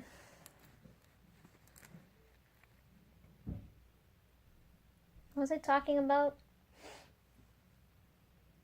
So angry. Anger overtook my capacity to think.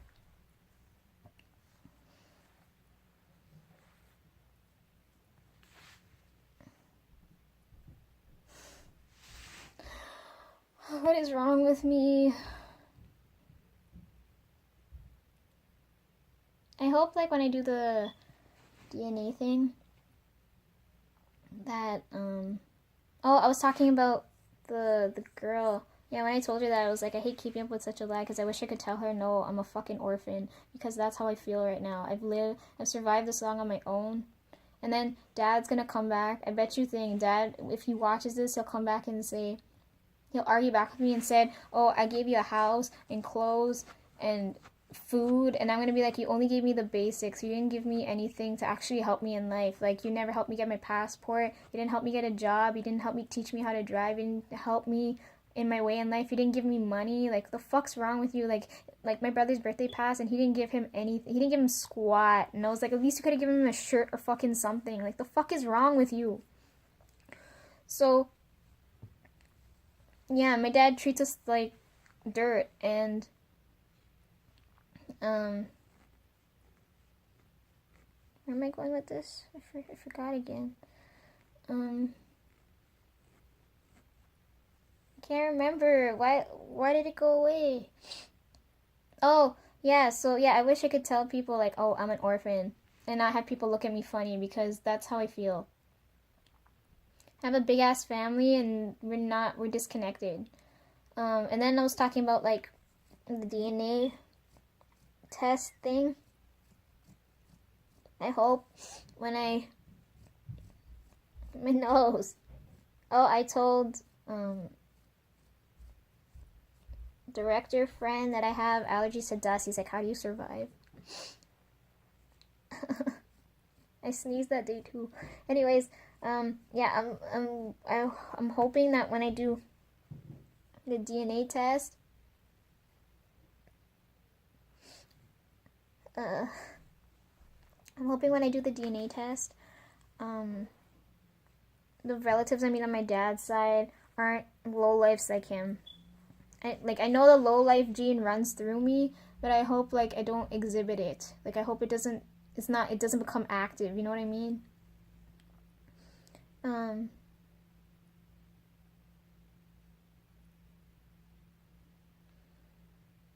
I hate holding my fucking tongue. There's so many things I can't tell you. So many things I want to tell you.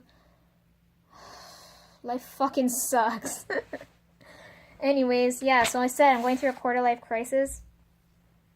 Well, I'm not 25 yet, but we're close enough to quarter life crisis. And I was talking to my mom how, Mom, I want to mess up my hair. I'm like, Mom, I want to, like, there was, I don't know why my nose is so itchy. I'm so sorry. This is so gross to watch. Like, I've cut, like, you see why I'm growing my hair this long? I usually grow my hair, because when you have to go donate hair, it has to be a certain length. I don't remember the length.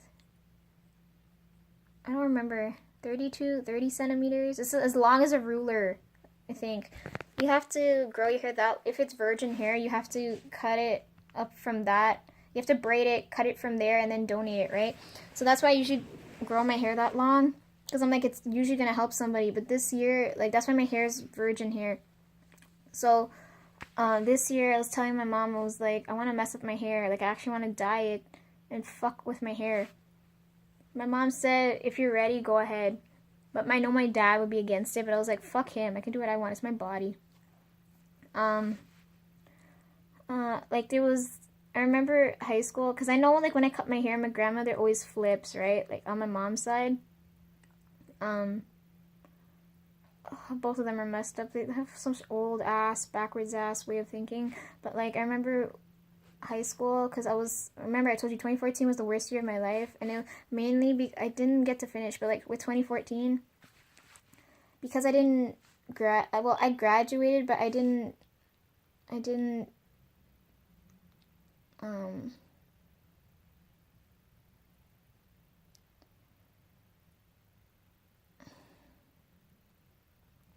I went back for, like, an extra semester, right? Because I told you I went into science when I was supposed to go into arts, and I graduated, and my parents, because I chose to go into arts and not science, they didn't, when we had prom, I didn't tell them what was going on, because I know when I told them they wouldn't let me go, but when I went to prom and stuff, and mom and dad said, like, you shouldn't have gone to prom, what the fuck's wrong with you, we thought we were celebrating something good. And then when it came to graduation time, I told them I'm graduating, we have to go, and they both flat out said, no, we're not going. And I was so mad. So I kept telling them graduation's coming up, and they're like, we're not going. And I was like, well then, fuck you. So I made friends that year. I don't know where they are now. I hope they're okay. I made friends that year, and my friend, lucky for me, she was living close by, so I went to her house, and she dolled me up as best as she could, because I told you I can't do makeup or whatnot, and they tried their best, but I looked like a raccoon when we were done. And I was trying so hard not to cry, because I was like, my parents aren't going to be here, and I have to face all my classmates if some of them do show up, right? I have to maintain my ugly image. Because I feel like I'm living so many lives. Like, when I'm at school, I have one life. When I'm at home, I'm living a different life. When I'm by myself, it's like a third life. When I'm among relatives, it's another one. I hate living all these lives. And I can't be myself. So, yeah, I look like a raccoon, and I went to graduation. Graduation's at night, right? So, I went to graduation, and then when I'm taking the bus to come home, I don't remember what phone I was using. I think I was using I think I had a flip phone then, or I had my white phone. I don't remember. I had a phone. And when I checked my phone, everyone was telling me, or I didn't get reception or something, but, like, I noticed, like, people were telling me, like, where the fuck are you? What's going on? And I told my brother to tell my mom, because I couldn't tell them one more time that graduation's coming. That I'm at graduation, and he wasn't fucking listening either. So all of them are in a panic, thinking I went missing. And as I'm waiting at the bus. I'm waiting at the bus stop for the bus to come, and then Dad shows up, and he's like blazing. He's like, I drove all over this fucking place for you. Where the fuck have you been? And Mom was all like scared and whatnot, and I was like, they only care to come look for me if I'm missing because they're liable for me at that time, right? I was underage, I think. So I was even more mad, and I told them, like, it was cold, right? So I was wearing a jacket, so while I was in the back of the car because my dad they weren't looking at me, so I'm like trying to scrub off whatever my friends did to my face so I'd look normal. I told you I have to go back to life number 1, and I have to scrape off my face, and I'm using my jacket to cover up what I'm wearing because I think I borrowed my friend's skirt or whatnot to look cute, and I wear the top my dad's don't like me wearing, and I had to hide myself in my jacket, and they're just blazing, and I was just so pissed because and then eventually he gets to the part where he's like, "Where were you?" And I was like, "I was at school." He's like, "What the fuck are you doing at school this late at night?" And I told him, "It's fucking graduation, motherfucker. Like, what did?" And then when Dad said that, and then when I told him it's graduation, like I was like saying in the quietest tone, trying not to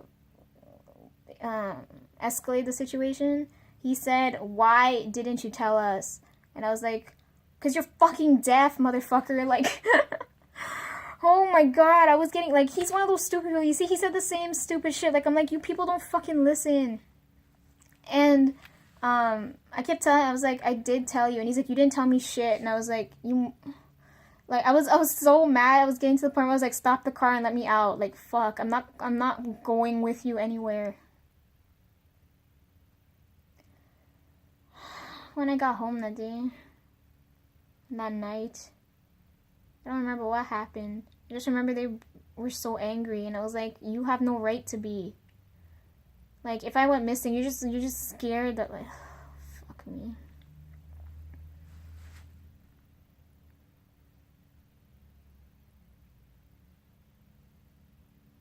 Yeah, they never went to my graduation, and it hurt. Still does. It's okay, I didn't want them there anyway. Fuck them.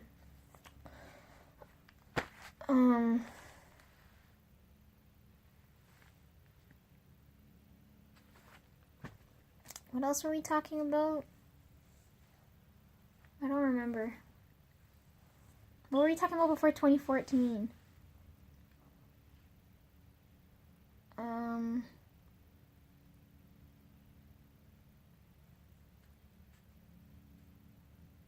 I don't remember. What's wrong with me?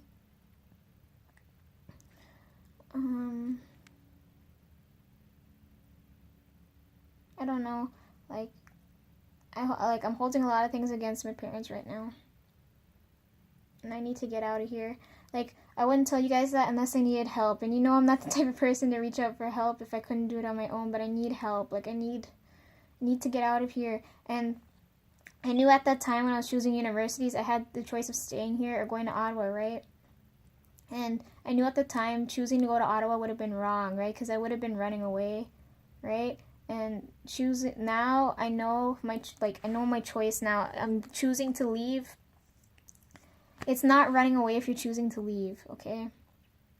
I'm choosing to leave now because if I stay here, I'm in a terrible situation right now. I'll only grow bitter, and I'll get more and more upset, and the jackass gene might start activating, and I can't. So,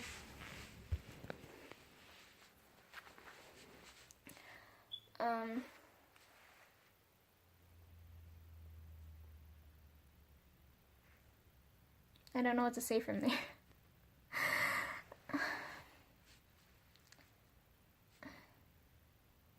I need help, guys. I need someone help me. Don't know what to do. Like, life in general is so fucked up. Oh, we were talking about my hair. So I was saying how I want to fuck up my hair. So I was saying how, like, grandma would get so upset with it because I remember one time, because this is why we went to 2014. Because of 2014 and all that fucked up shit, I was so upset. I had them cut my hair to my chin. I think that was the shortest I ever had it. It was up to my chin. So all this was gone. and it's just hair, right? It'll grow back. My hair grows back so quickly, like my nails. And I remember when Grandma saw me, it wasn't, my hair was probably like here or here. It wasn't long enough, right? I remember my hair was so short, I couldn't put it back in a ponytail, and I love that because it was like, I don't know, I don't know how to explain. I know I look like a mess, but like, having my hair that short made me, I felt so enlightened, so free, so, I don't know. So, oh, my hand hurts.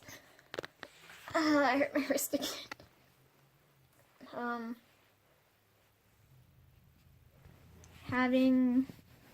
When she saw she nearly had a heart attack when she saw my hair, because she's like, you had such beautiful hair, what the fuck you do? And I told her, it's just hair, Grandma, I'll grow back. Why the fuck are you getting so upset over fucking hair? Like, oh my god. Yeah, so I was telling Mom, like, I want to go fuck up my hair, so I'm going to fuck up my hair. I want to cut my hair that short again. I know I'm going to look ugly. I'm going to cut my hair that short. Or, like, if I cut my hair, I'm not going to have my hair, I can't donate it this year, right? Like, I want to try experimenting with color. So I was asking best friend, I was like, what kind of color dye should I use, right? And she told me I'm back. Okay, the video cut off and I'm running out of time. I might have to go pick up my brother just now. But I was saying how I wanted to mess with my hair, and I was asking best friend what color to do, and she told me the exact, like, the color I thought she was going to tell me is the exact opposite of what she did tell me. So she told me I should dye my hair a dark blue, and I thought she would tell me like reds, pinks, purples, and she said dark blue. She's like, you're unique, do a unique color. So I don't know, like, what do you guys think of me having blue hair? I don't know. I like the way my hair is now. Like, I like my natural color. But if I don't dye my hair, I feel like I'm never gonna stand out. Like, I stand out enough now, but like, if I want to be my own person, like, something's gotta change. Well, we gotta hurry. I only have half an hour. I'm so sorry. Yeah, I was talking about Dad. So, like, Dad yells more than he helps. He's gonna think I'm so ungrateful. Like, Dad has trigger words. Like, some of the things Dad says I'm triggered by. So some of the things he says is like, I look sickly. You have money to waste. Like, when he saw, because he didn't know I bought my DSLR, and when he saw it, he's like, where the fuck that come from? But I know, like, you guys probably think my dad's a monster now, but like, my dad wasn't always that way. Like, I don't know what happened at like I feel like he broke at some point. Like, I don't know what happened. Like, I remember when we were kids, Dad, like, he's like how he was then, but like, he wasn't so severe, and like, I wasn't dirt to him. Like, I don't know what I did wrong. I don't know, something happened. Like, I don't know what happened, and now Dad treats us like crap. I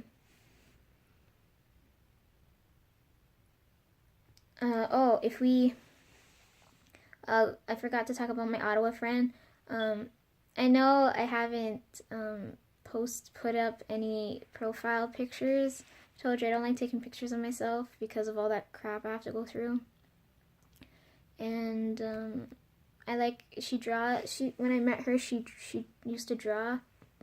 So I told her draw a sketch of me and I'll use that as the profile picture. So she said she'll get back to me on that.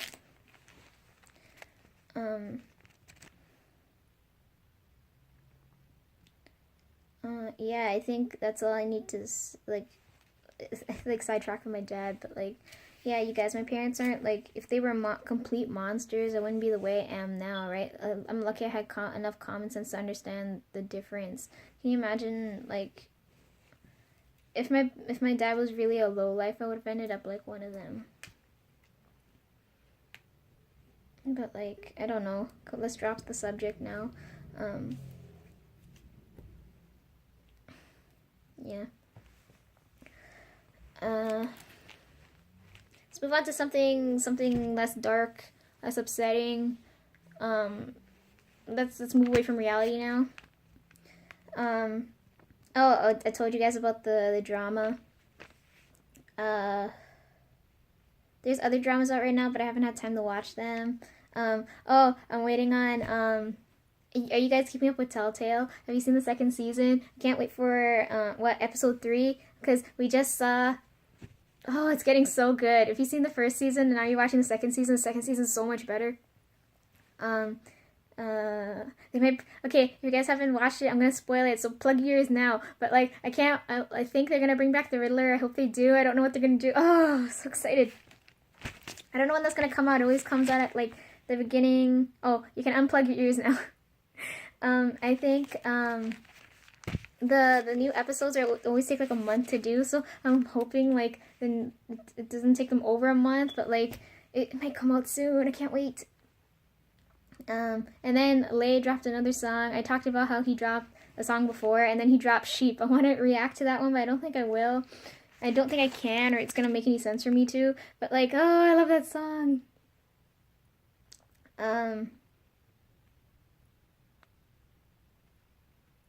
And then, I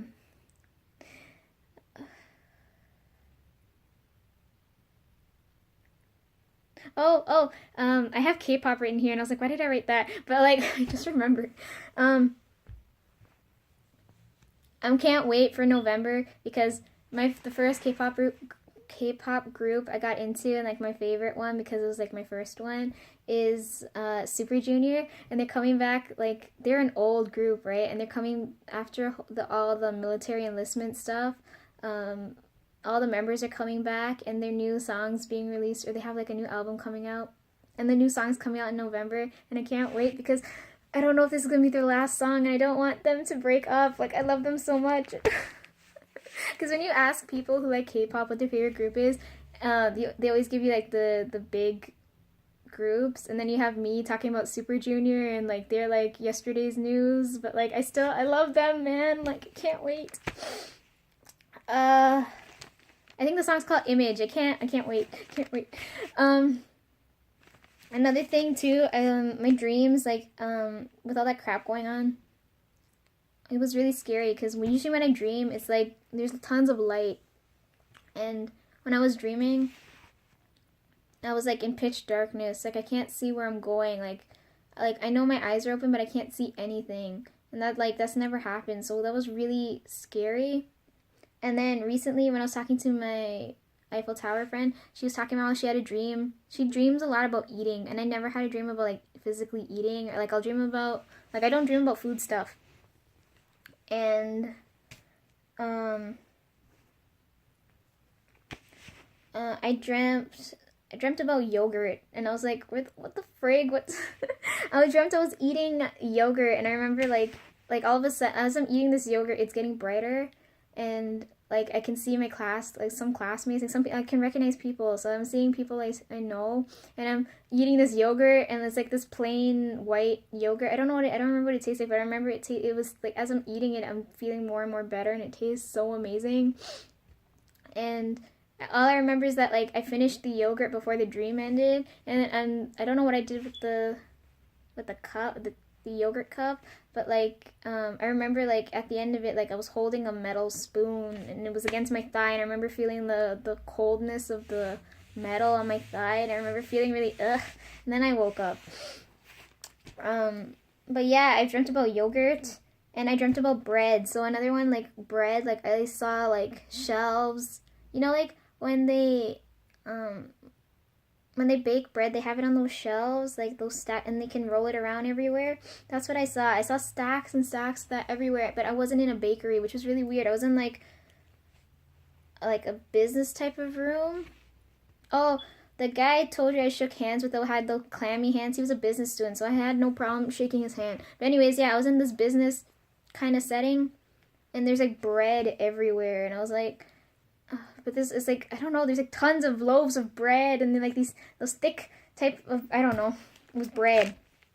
And then I dreamt about strawberries. I don't know, like It's like the most random things. Like, I haven't, like, yogurt. Where'd that fucking come from? Like, I haven't. Like, now that I'm thinking about it, maybe I should go out and buy some yogurt and eat some, because I haven't eaten yogurt in, like, who knows how long. And I don't eat plain yogurt. Like, the fact that it was plain, like, it was plain white yogurt. Like, I don't know if it was plain. It tasted good, but it was, like, white yogurt. Like, when I eat yogurt, it's usually, the pineapple one. I like pineapple yogurt. I like that one.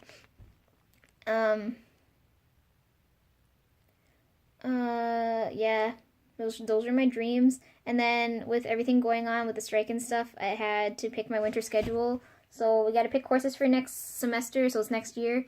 And I have to get up early on Thursday to go fight for my courses. And I guess the last thing I'm going to leave you guys with is, because we went from, like, school to, like, private, personal situation to negativity. Oh, I don't know where the negativity came from. Anyways, yeah, so we went through all that crap, and now I thought I'd end on a happy note and tell you that, like, well, it's not happy, but, like, I hope, like, for 2018, like, I did so much in 2017, and now I have some plans for 2018, and I have something to look forward to, and, like, that's, like, my hope. Without that, I don't think I could go on, survive any longer, especially when your ex is death. And, with my goal list, I don't think I'll be able to get it done this year, but we can look forward to, getting all of it done next year, you know? And yeah, that's pretty much what I had to say. But, like, you guys, it's Halloween. What you gonna do? I have to stay up and write that stinking paper.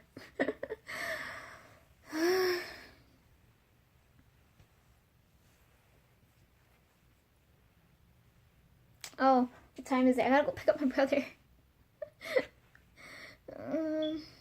I don't want to leave you guys. I feel so vulnerable right now. Like, really vulnerable. Like, oh. I don't remember what else I had to say. Like, I didn't write everything down. I wrote, like, points. Like I said, I wrote down K-pop, and I was supposed to remember exactly from that whole section of stuff what I wanted to say. In case my dad finds my book, because I don't want him to, like, be like, what's this? And I'd be like, it's for school, but it's not really. I have to lie for the stupidest shit.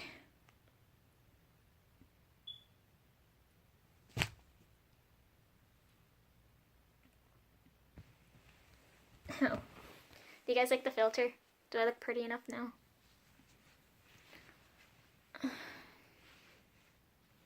That's actual daylight. Do you guys like this lighting? I wanted to show you guys my hair, what it looked like in proper lighting. With the filter, I think it looks closer to what I see. Because when I film normally, my hair looks like it's black. My hair's not black.